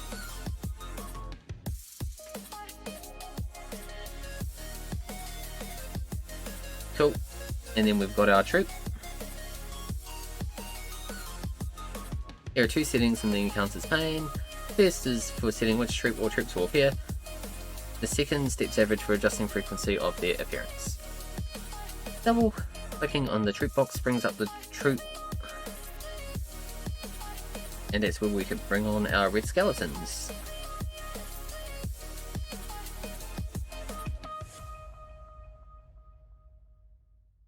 Steps average, it means that every 30 seconds of game time, the player will encounter one troop on average. The lower the number, the higher number of encounters, and vice versa. It is a good idea to keep the number in a nice middle range, so we'll leave it at 30. The field map is now set for one encounter with red skeleton troop every 30 seconds or so on average. If you'd like to include some variation, let's just add more troops following the same process as above. Next, complete the same settings for the remaining maps and you're finished. So in this case, I'll need to update Cave of Demons, map properties, red skeleton, do that again, map properties. It's so easy this way.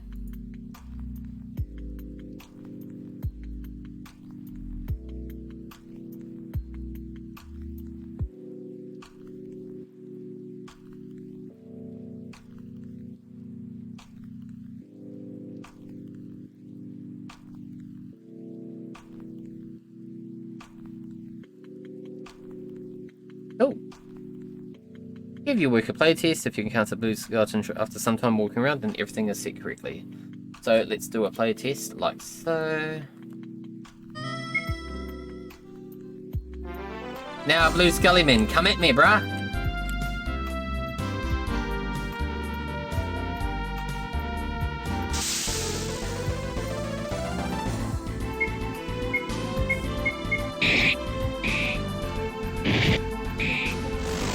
Yes!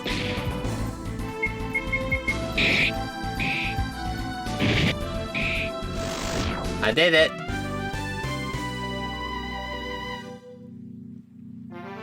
I did the thing. I've completed level 19. Next, we'll create the final boss battle. Yes, we will.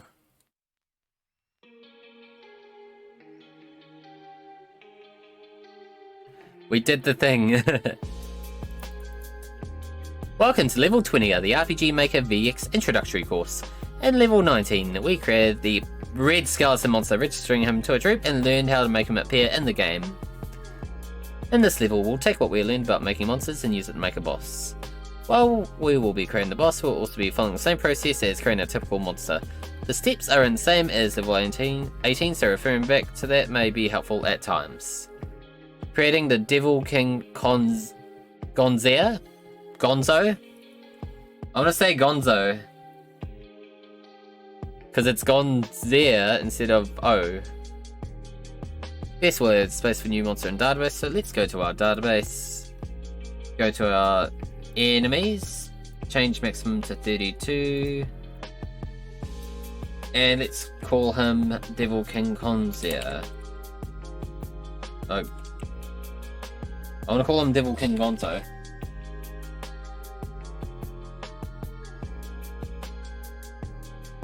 And then let's give him an... Oh, wait, no.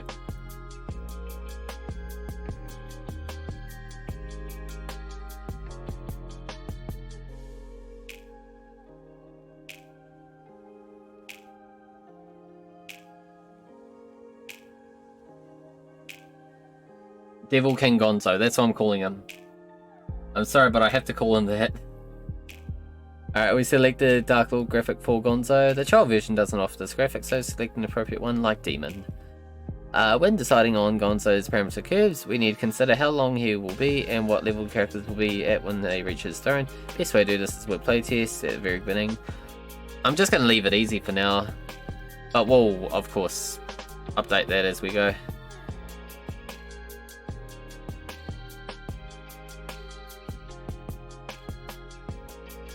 So after taking quicker route possible and fighting all monsters that appeared, we managed to reach level 6 before coming to Gonzia's throne. So that means if we get Gonzia to be an opponent just strong enough to battle at level 6, they'll be right on target. Comparing 1 to 6, we'll see the characters have just become much stronger. Their max HP is increased by 1.5 to 2 times and their skills have increased. Kentil with his longsword is now able to dispatch blue skeletons with 1 blow. So let's set to 1000, to 10, to 25, 25,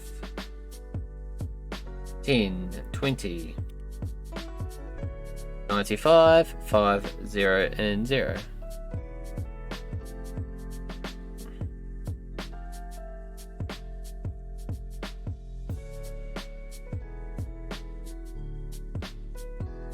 Wait, hang on.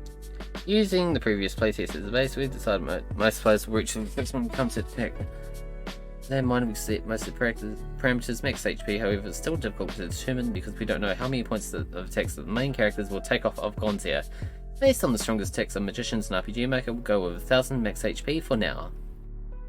We must also set action patterns for the boss.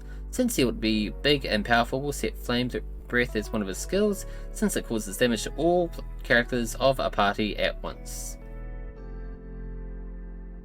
That may be how.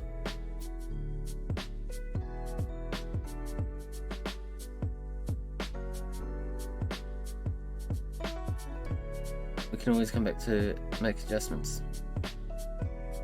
Wait, hang on.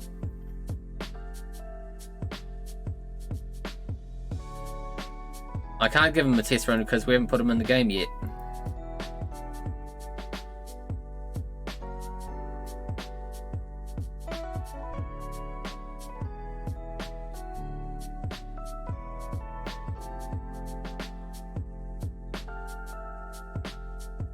Next we'll need to register a troop for Gonzo. Just following instructions from a previous level. Yep, we have done. Checking balance with Gonzo's test with battle test. This will function that will pit the main characters against Gonzo, see if the battle balance is optimal. We are also able to adjust all aspects of the main characters, including members, levels, weapons, etc. Clicking on the Battle Test button to bring up the Battle Test dialog. There are 4 tabs where you can set the members of party by choosing the appropriate character from the Actor drop-down menu. When you are planning for party with fewer than 4 members, just select none from the Actor menu. The level and equipment options allow you to adjust what level the characters are at and what equipment they are carrying. Enter Brain Cyrus are all now set 1, 2, 3 respectively. We don't need a 4th person, so we've selected none on that page.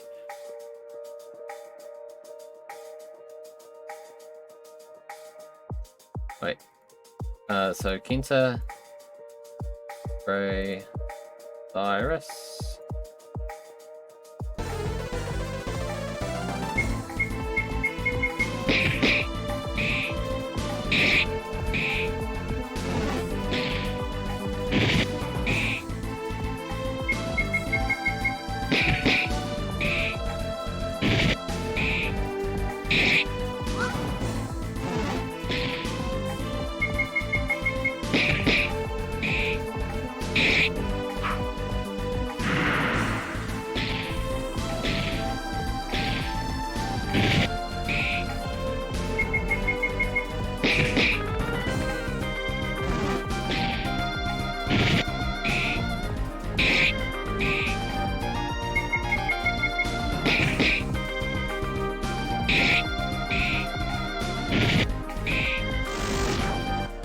We still won.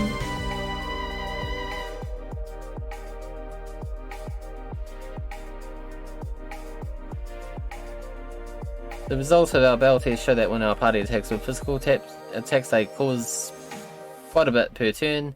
Since Gonzia has 1,000 max, they can finish him off in about 8 turns. However, when Bray uses her wind magic, she can do over 300 points damage one hit. Similarly, Cyrus is able to nearly 200 points in 1 turn. Okay, so we need to update some things on the Gonzo here.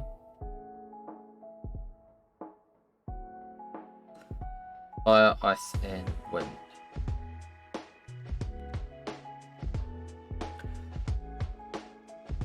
Yeah, I suppose we could.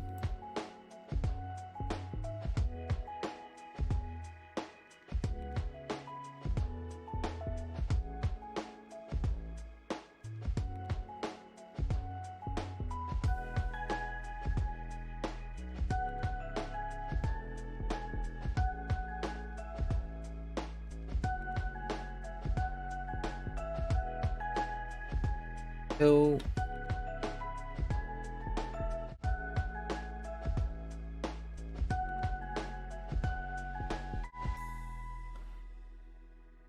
Next, yep, so we've done all that. Creating a battle event. We can use battle events to have characters speak during a battle. So that's where we go to what troops?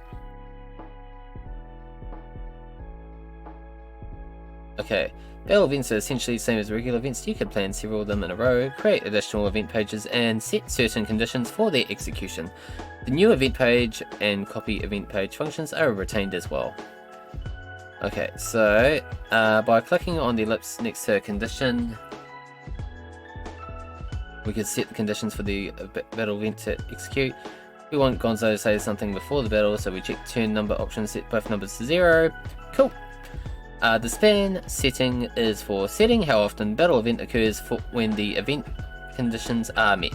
For example, if you only want the battle event to execute once over the course of the battle, as we do here, then the select battles selecting turn means the battle event will execute once each turn if the conditions are met. Moment will allow the battle event to execute each and every time the conditions are met. So setting the battle event contents, double click on the @ mark. Oh, so we can do this.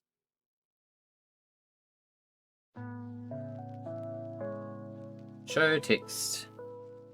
Base graphic monster, Devil King. You pathetic humans.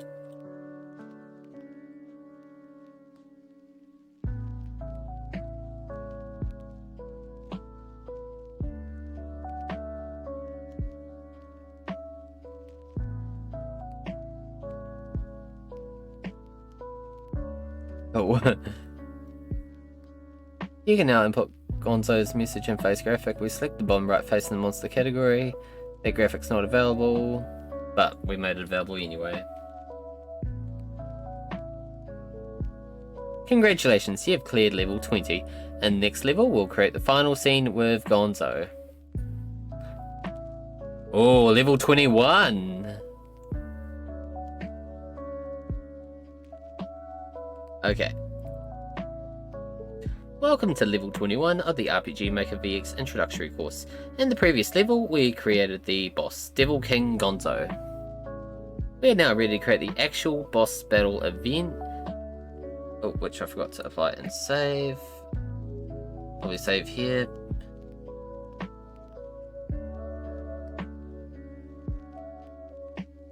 First, we'll need to create the Devil King event. So, new event.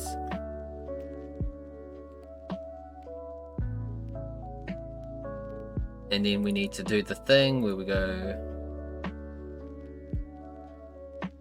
Wait.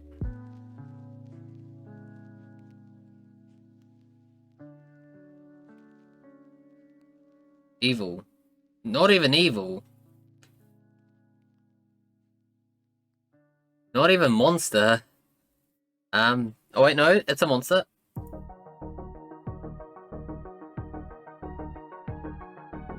New event from, yep. For the graphic, we select the character bottom right monster list. All other optional settings can be left as they are. And let's go show text.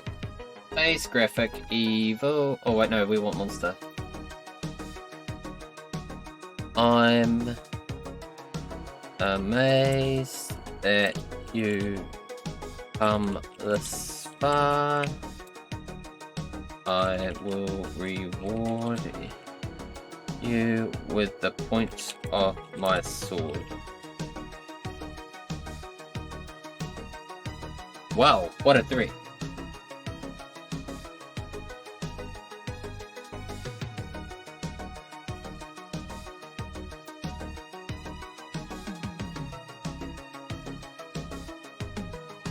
Okay, double click the mark and show. Yep, no, we done that. Go okay. And we need to do battle processing on page 3. Select destination, devil.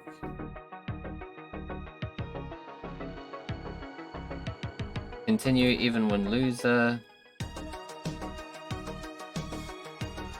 The first thing we need to do is to set as the troop. We can do this by either selecting the appropriate troop directly or by using variables. The battle processing event command lets us create different scenarios depending on the event or battle. If can escape is checked, then the player has the option of playing the battle. We are then able to create events for the when the player flees and for when the player wins.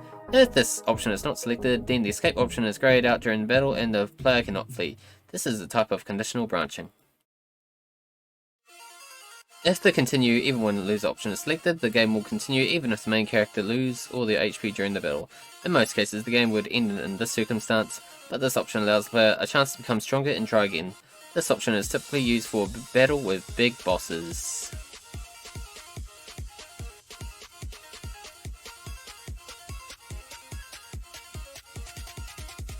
It is also possible to select both options. In this case, we'll be able to create events for when the player flees, when the player wins, and when the player loses. For our purposes, we'll select only the continue even when loser and create only a single branch for when the player loses. That means we'll create two events, one for when the player wins and one for the player loses.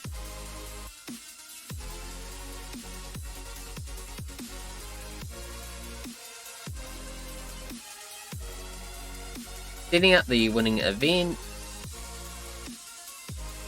Cool. So we'll go back to show text. Monster, Devil King.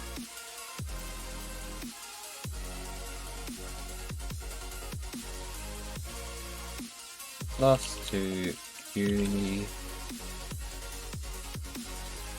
humans. I need to do control switches. Number 7, which is defeated Devil King.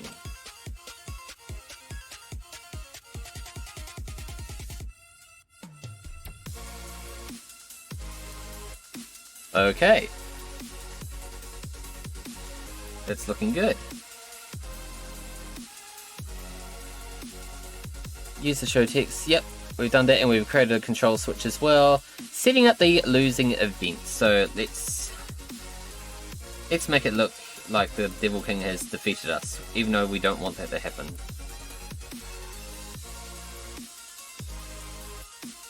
I'll do insert evil laugh.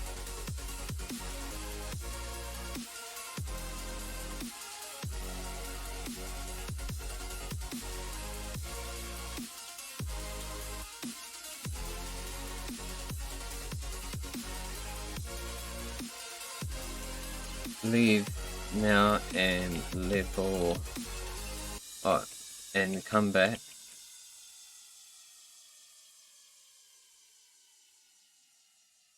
When you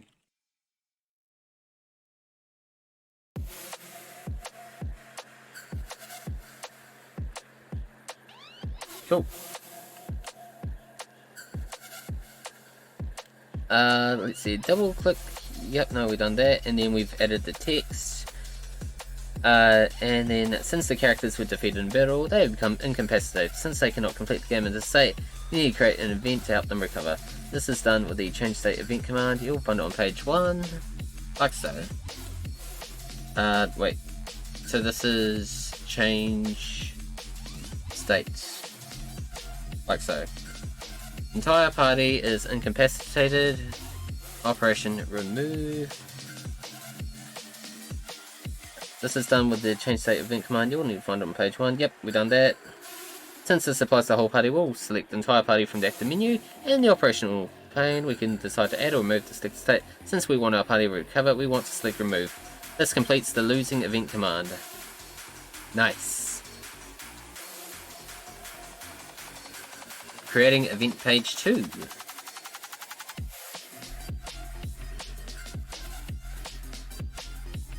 And then we'll need to enable a switch where number 7 is applied. Next we'll select the conditions required to execute the events. Select the switch option and choose defeating the Devil King by clicking on the ellipse on the right. And that's all we need to do for event page 2. The purpose of this event page is to make the Devil King disappear after being defeated, so there is no need to set any graphic or other event command. And then we have to set up the ending. Once the Devil King has been defeated, we'll need to inform the player he has achieved the goal. There are several ways to do this. First, let's think about how we'd like the game to end. Here's a simple outline. Defeat the Devil King, informing the Good King and running the end event. Staff roll, game end, return to title screen. Displaying a message that the Devil King is dead. The Devil King has been defeated and peace returns to land. The Good King will be pleased. Go tell him of the good news. Next thing we need to prepare is the message announcing the defeat of the Devil King. This is the easiest way to get message across to the player. Go back to the Devil King event, which we are at. Cool.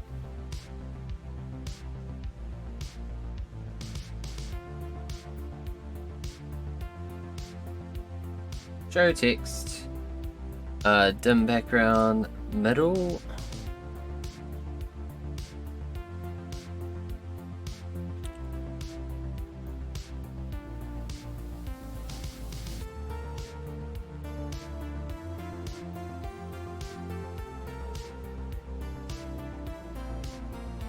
Peace returns to land.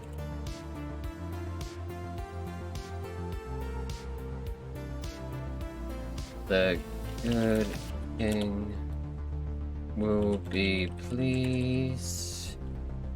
Go tell him of the good news.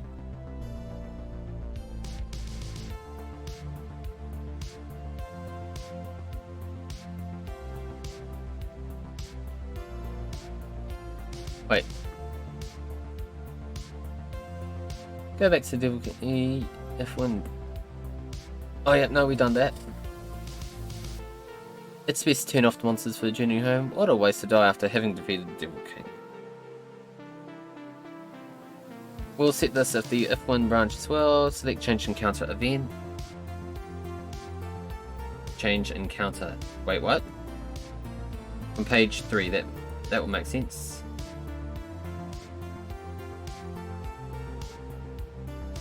Change encounter. Oh yeah, here we go. And then we just want that disabled. Cool.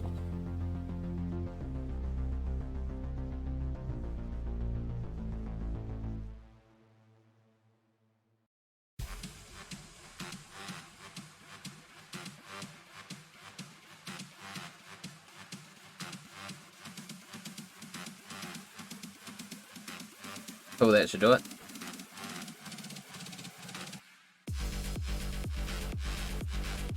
That looks a lot better.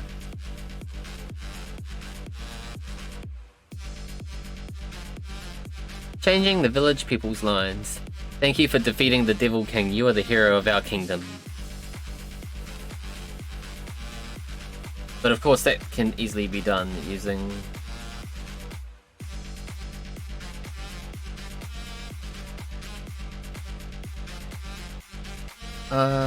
let's create a new event page. Switch to...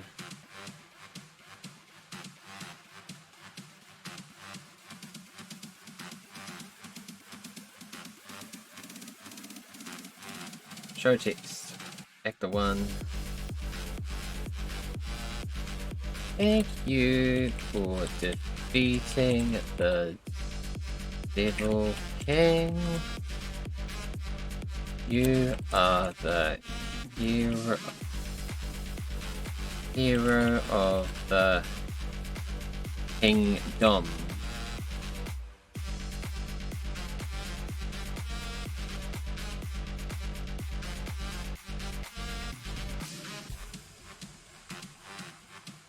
Cool.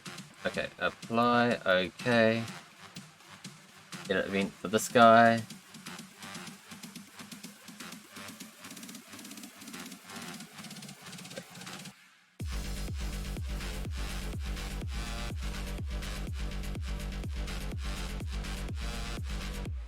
Wait.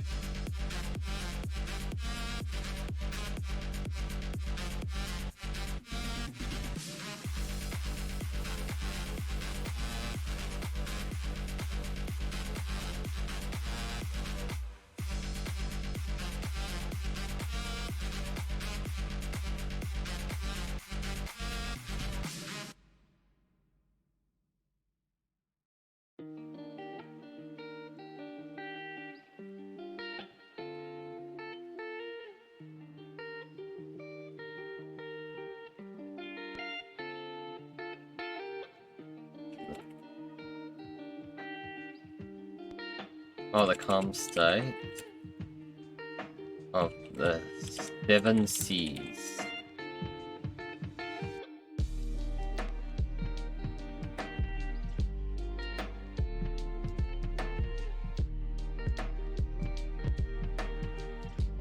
Okay.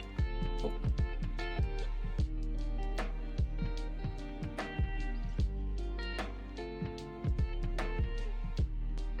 Now it's the Good King. Edit event.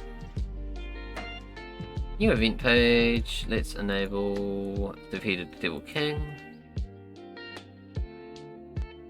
Show actor.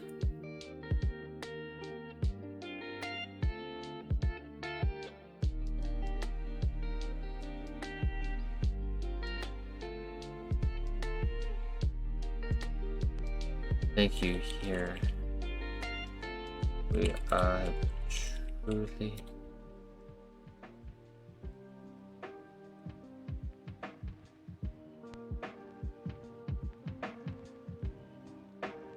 for your sake.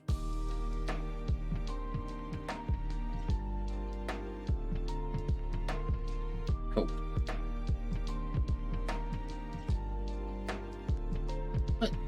Yes, everything is done and dusted here.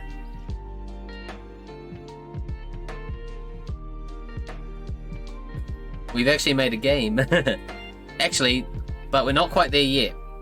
Now that we completed this level, we'll need to create the ending. So we'll move on to level 22, which is the final level. Which is the auto run events, of course. which actually makes it look really good for the game. Welcome to the final level of the RPG Maker VX introductory course. In the previous level, we created the Devil King event. In this final step, we'll complete the brief outline we created in step 49 and create an ending event that will encompasses telling the Good King to the game end. So let's have a look what we'll need to create this event in the Good King's castle. Unlike people or treasure chest events, there is no need for the player to touch or otherwise interact with the event. So no graphic is necessary. Think of it as a helpful stagehand. You can create the event at any coordinates of the map you like. So let's create it here. Switch. Yep, there we go.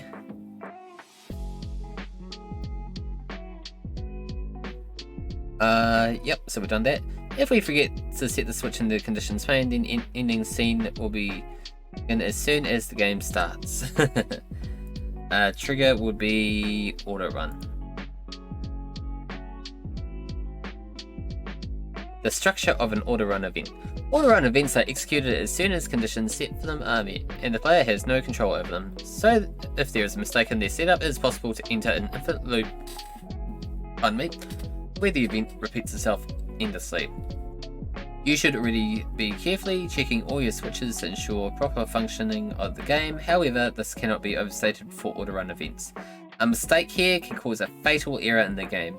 If you find yourself stuck in an infinite loop, press F12 to escape. Okay, cool. With the trigger for our event set to auto-run as we are setting the set move route event command, we can now begin setting the list of event commands. First, we'll arrange for the characters walk up to the Good King of their own. Cool. The character enters the Good King's castle at the appropriate coordinates. Then the player has 7 steps up to reach Good King, so we need to make the character take 7 steps up. So we'll need to sort. We can utilize the set move route. Set move route. Oh yeah, there it is.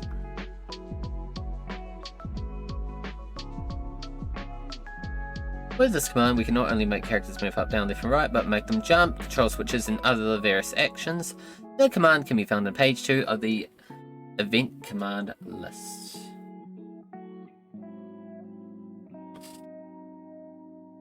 Cool.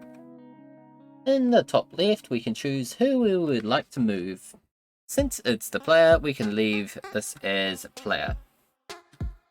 The box below with the $ greater than symbol, and that shows a list of all the movement commands we have applied to the character. This is currently empty. As we select actions from the right, the box will fill up with the selected events, forming a list of what the character will do. We want the character to move up 7 times, so click on the move up 7 times. 1, 2, 3, 4, 5, 6, 7. Yes, counting is fun. Stay at school, kids.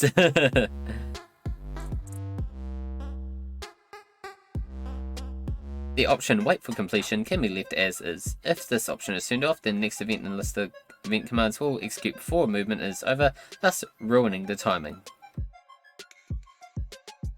Setting up the conversation with the Good King. To set the mood properly, we'd like a good fanfare to play in the background. We can set this up with the play ME event command. ME stands for music event. You can find it on page 2 of the event command list. Hey, thanks very much here, Final Phase Gaming. No worries, man. Oh, RPG Maker's amazing. Here, let me just give you a little something while you're here. Finland! I got a funny feeling about this. Oh, what we're looking at. Why is it that he's? Oh, this is your amiibo. I tried to use him against you, but you lost against me, so it's just went out of control. Oh, he's too strong. I have Well, one. he's that spirit. Armor. Wow, That's the first to do that much better. he's really good. He's got super. Nah, this is fake. It's just the CPU, man. You're fine. You're fine, mate. It's just the CPU. Don't worry about it. He's not that bad. Eating CPU. CPUs are smarter. I'm using spirits. It's not that bad. Nah, It's haunted. It's Damn. got super armor! no Johns. What is this? No Johns here. Shoryuken. Oh. Well, that's actually really cool. And you got some... Wait. I think they're ducks, otherwise they're geese. No, they're geese. They're geese. And they look very friendly too. I mean, the ones I see at the lake are actually quite mean because it's that time of year. You know, they're just ruffling their feathers, if you know what I mean. Anyway, let's bring back that tutorial. Set the move properly. We like good fanfare playing in the background, which we need to go okay. Create a extra event. So we need play ME. Fanfare 1. Oh no, victory 1, sorry.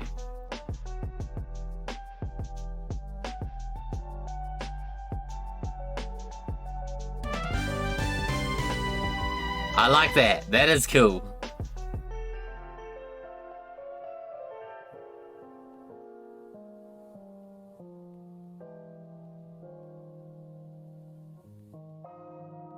And then let's make him say something. So let's show text. People 4, and what shall we say? Well done. You've defeated the Devil King.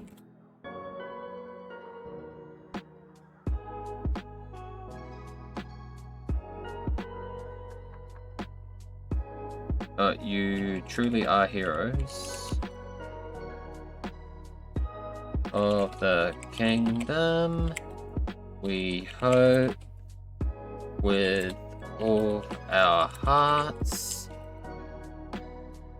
that you will continue to protect our kingdom.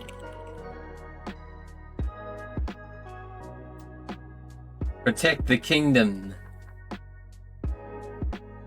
Okay.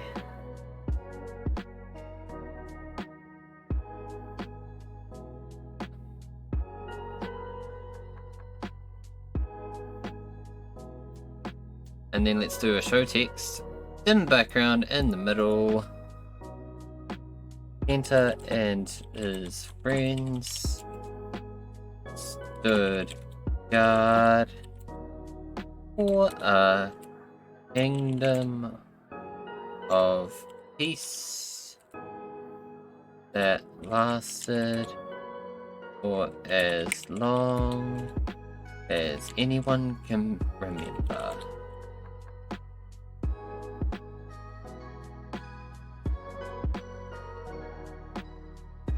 Finally, we'll add some brief words telling Kenta and his friends' futures. Just as we did in level 21 when the Devil King was defeated, we'll adjust the screen background just as message positioning for the important message, which we have done. And then we need to add... Wait, that's fade out screen? Yes, we'll need to fade out the screen. Do this with fade out screen event command located in page 2 of the event command list. Done that. The play BGM command list. We'll also need to create the appropriate BGM. Use the play BGM event from page 2.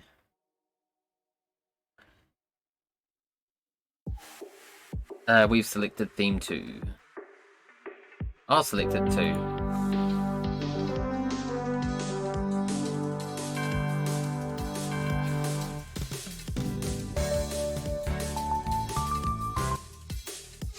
Oh. And then that's where we want to show text, but we also want to transparent in the middle.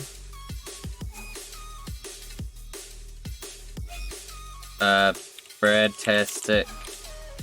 I'll give it the full Bradtastic Ninja Gaming title. Tutorial on Twitch. Started on the 8th of the 1st, 2022. 2 completed on the 13th of the 1st, 2022.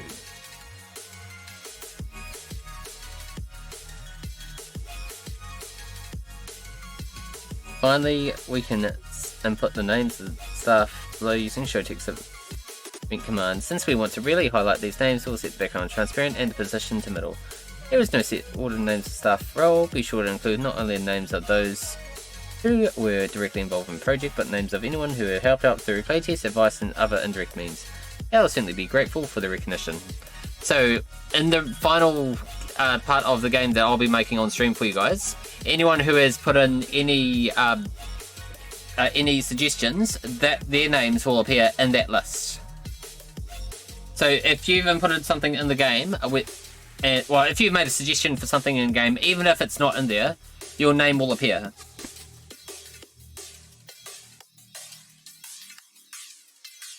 Cool.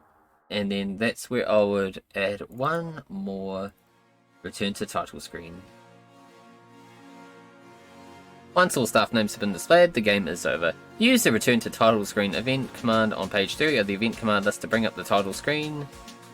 Finally, be sure to give your game one more playtest from beginning to end. So that's where we'll go through with that.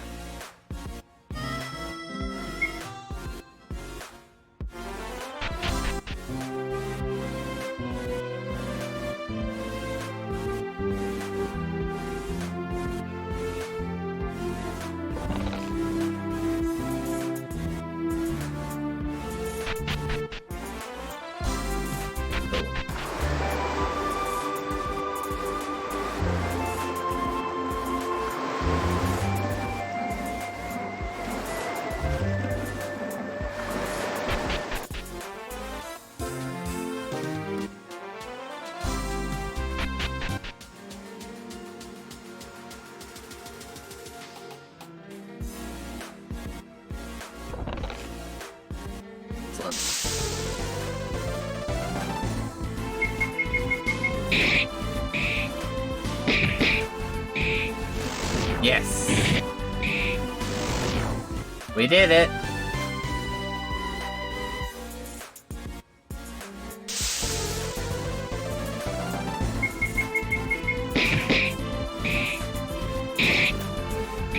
Oh, excellent hit.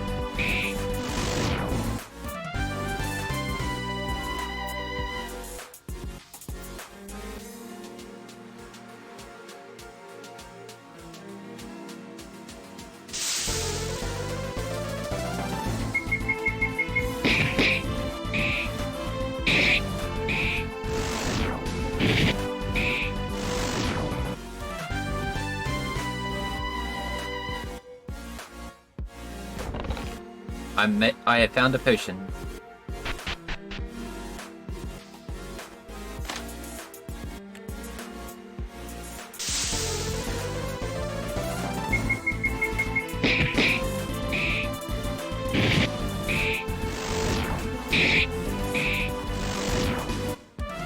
Yes, I did it.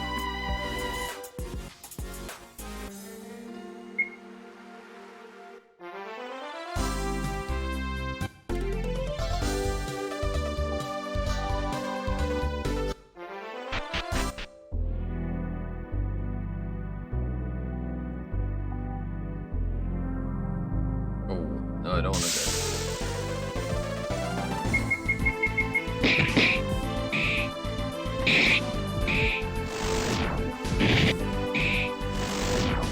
Nice.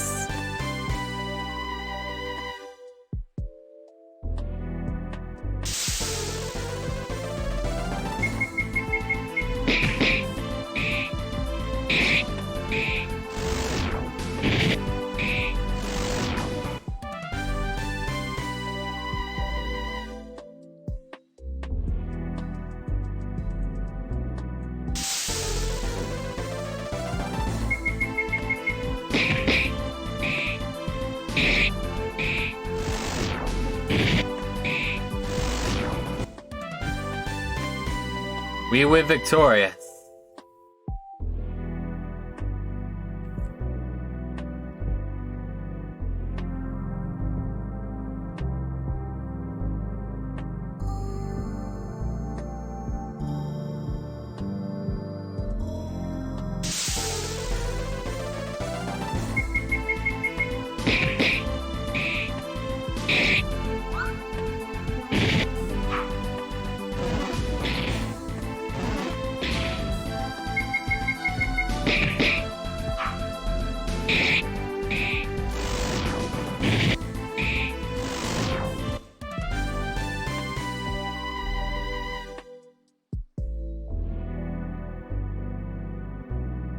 Right, here we are.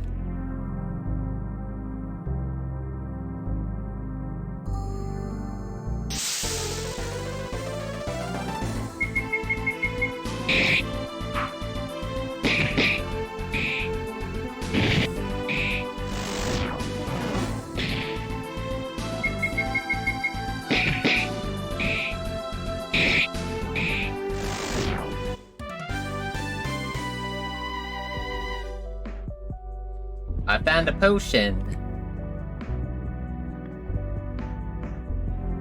Oh, and another tablet to break. Here we go.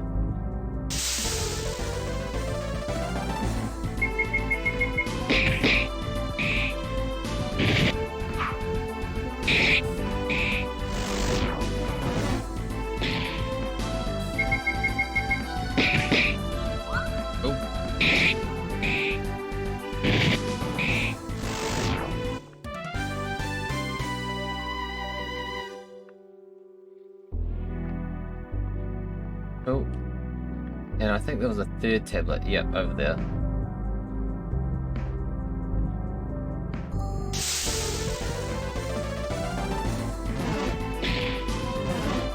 Wait, what? Who said they can move first?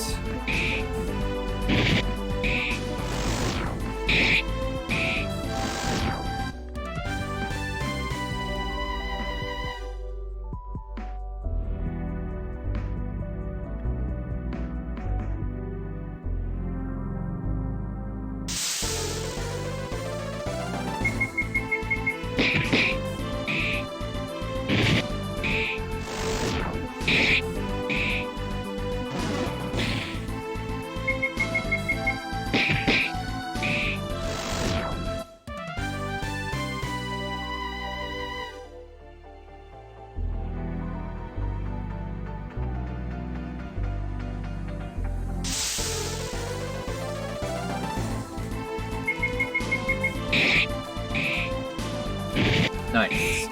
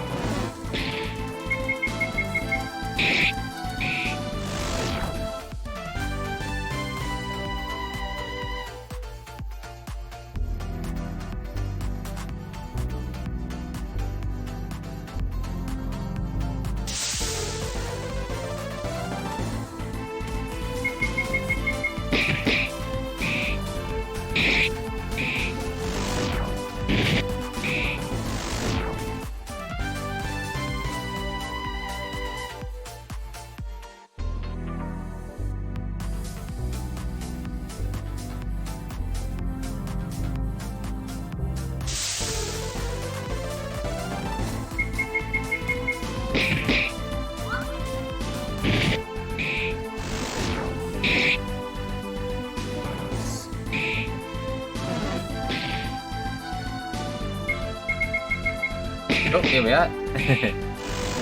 Yes! Another battle complete.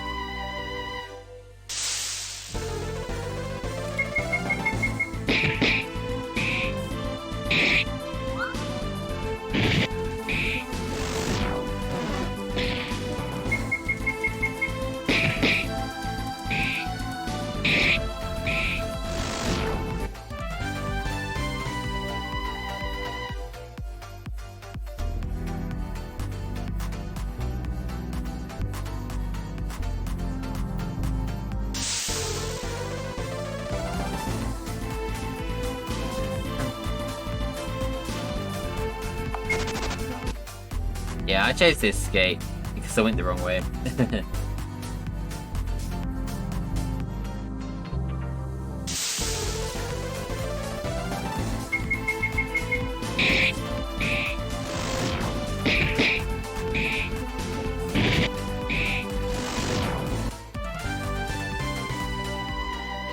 Ooh, King's Sword. Okay, item. But I am a true hero.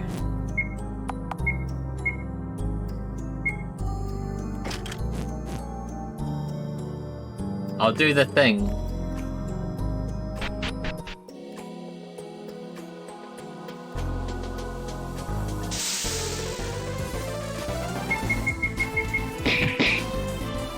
Oh, excellent.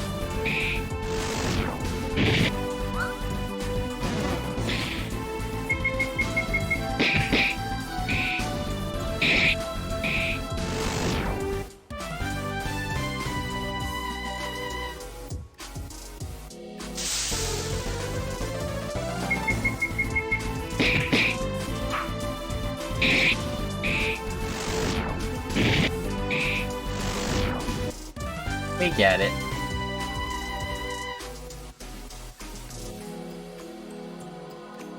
Now, don't get this to work this time.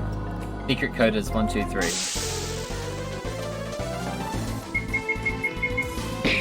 I could probably encrypt that somehow.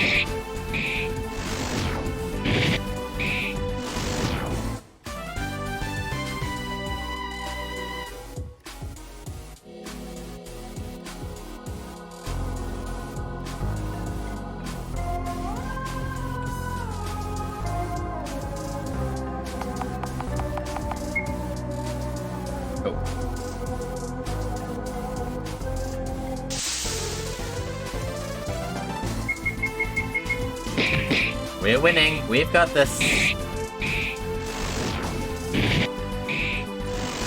Yes.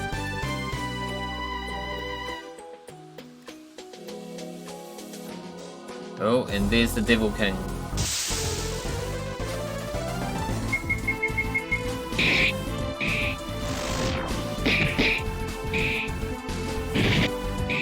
Yes! Haha!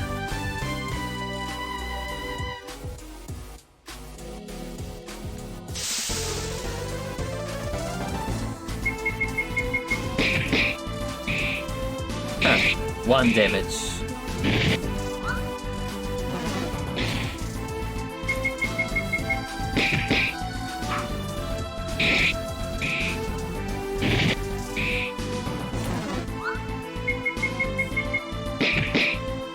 Oh, oh.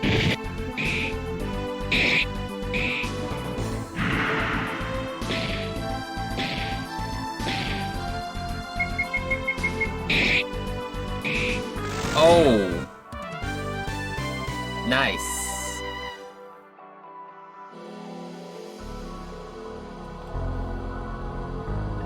That was perfect. Although I should have set the old guy to tell us to, yeah, do the thing.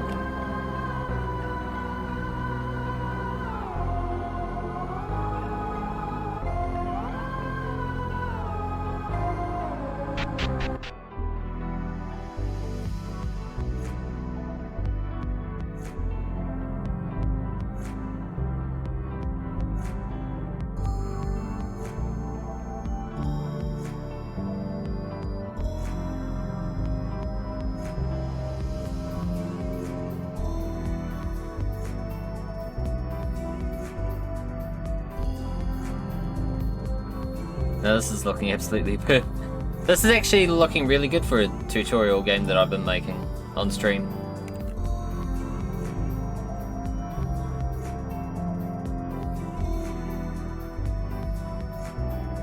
Although there's a few extra things I could probably do to it.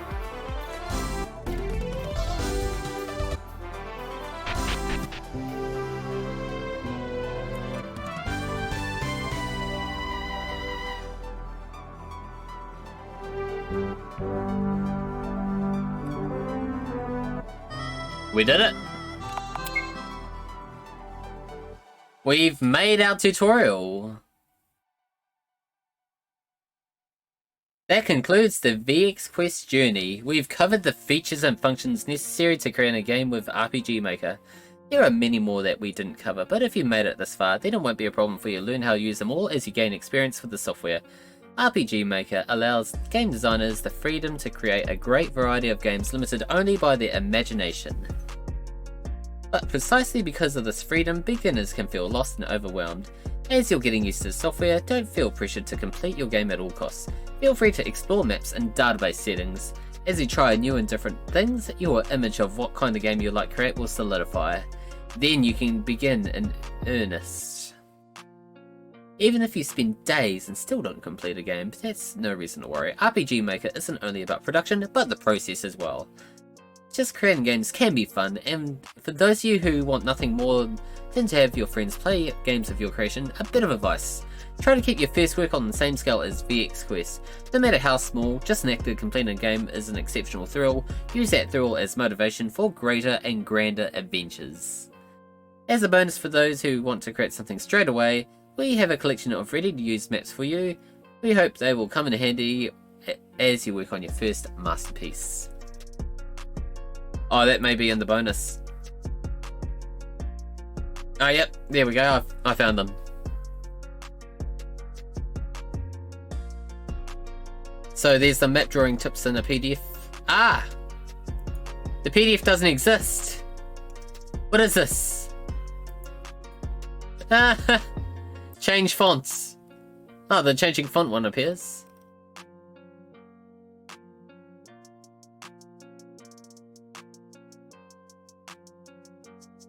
Okay, so it looks like we have to update the hard code.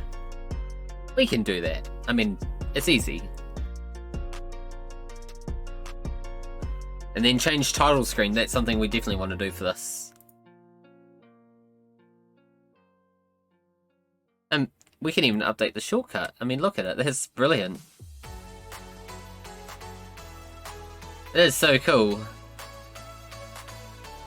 Choose the picture to be used as title screen. That we can easily do.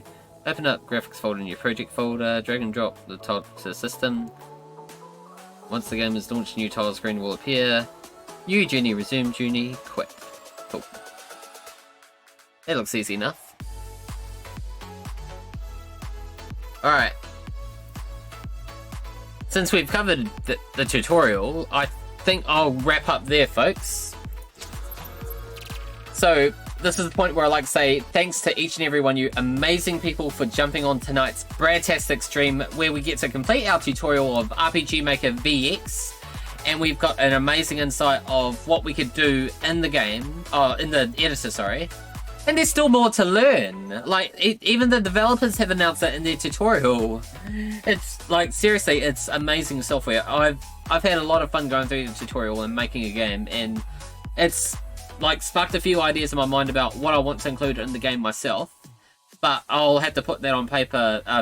I might do it on the stream on... I think it's Wednesday that I'm next doing an RPG Maker stream.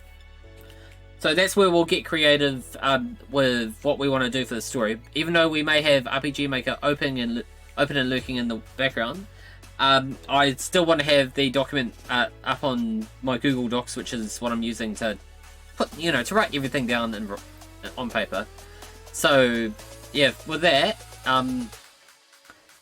yeah, well, I'll think up some ideas, and whoever's in chat, hey, you're more than welcome to bring forth your ideas, and I'll write them down for you as well. And that way I'll save you going through Discord. But if you happen to not be able to reach the stream, hey, be sure to check out my Discord, which you can find in my link tree, or you can find it just by typing !Discord in the chat right there.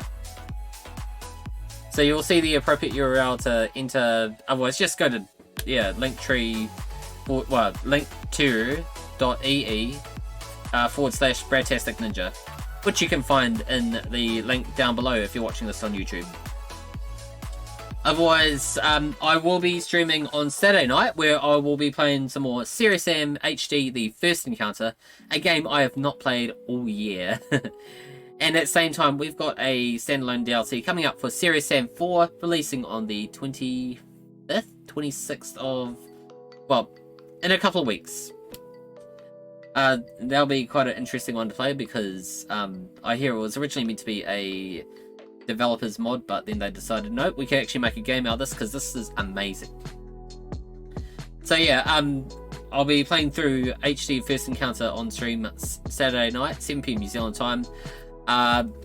As for thanks, we haven't really had a lot of follows. Actually, we haven't had any follows tonight, and no bits or subs or anything like that. That's okay.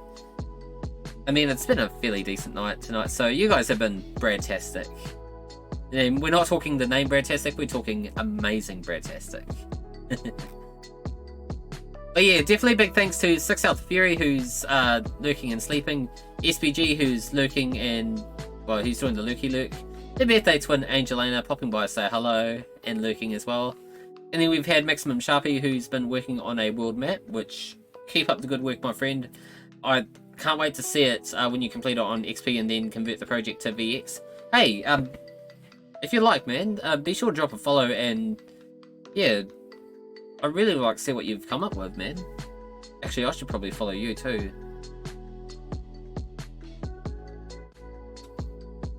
I'll give you a follow. Yes, I'll give you a follow, mate. There we go. Okay. And we've had the amazing Final Phase Gaming, who's shown his amazing support. Hey man, I appreciate you heaps for doing that each and every one of my streams, even if you're just streaming yourself. Hey, lurking at the very least is the best support you can give. And if you want to go even further, hey, that's completely up to you. I mean, I'm not making it mandatory for you to give bits or subs. I mean, it's entirely up to you guys to do that. Now, in regards to a raid, we're going to be raiding Lumis NZ again, because she's playing Kingdom Hearts.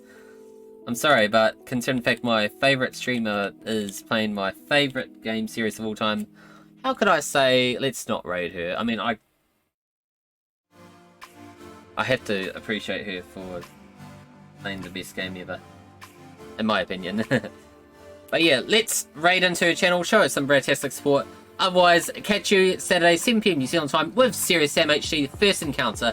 Until then, bye for now. Peace. Thank you very much for checking out my video. Be sure to subscribe to the channel, jump on Discord, and like my Facebook page, Bradtastic Ninja Gaming. Everything you need will be in the description down below. Also shoutouts to 6 Alpha Fury, SBGNZ, Angelina90, Maximum Sharpie, and Final Phase Gaming for jumping on say hello. Cheers everyone!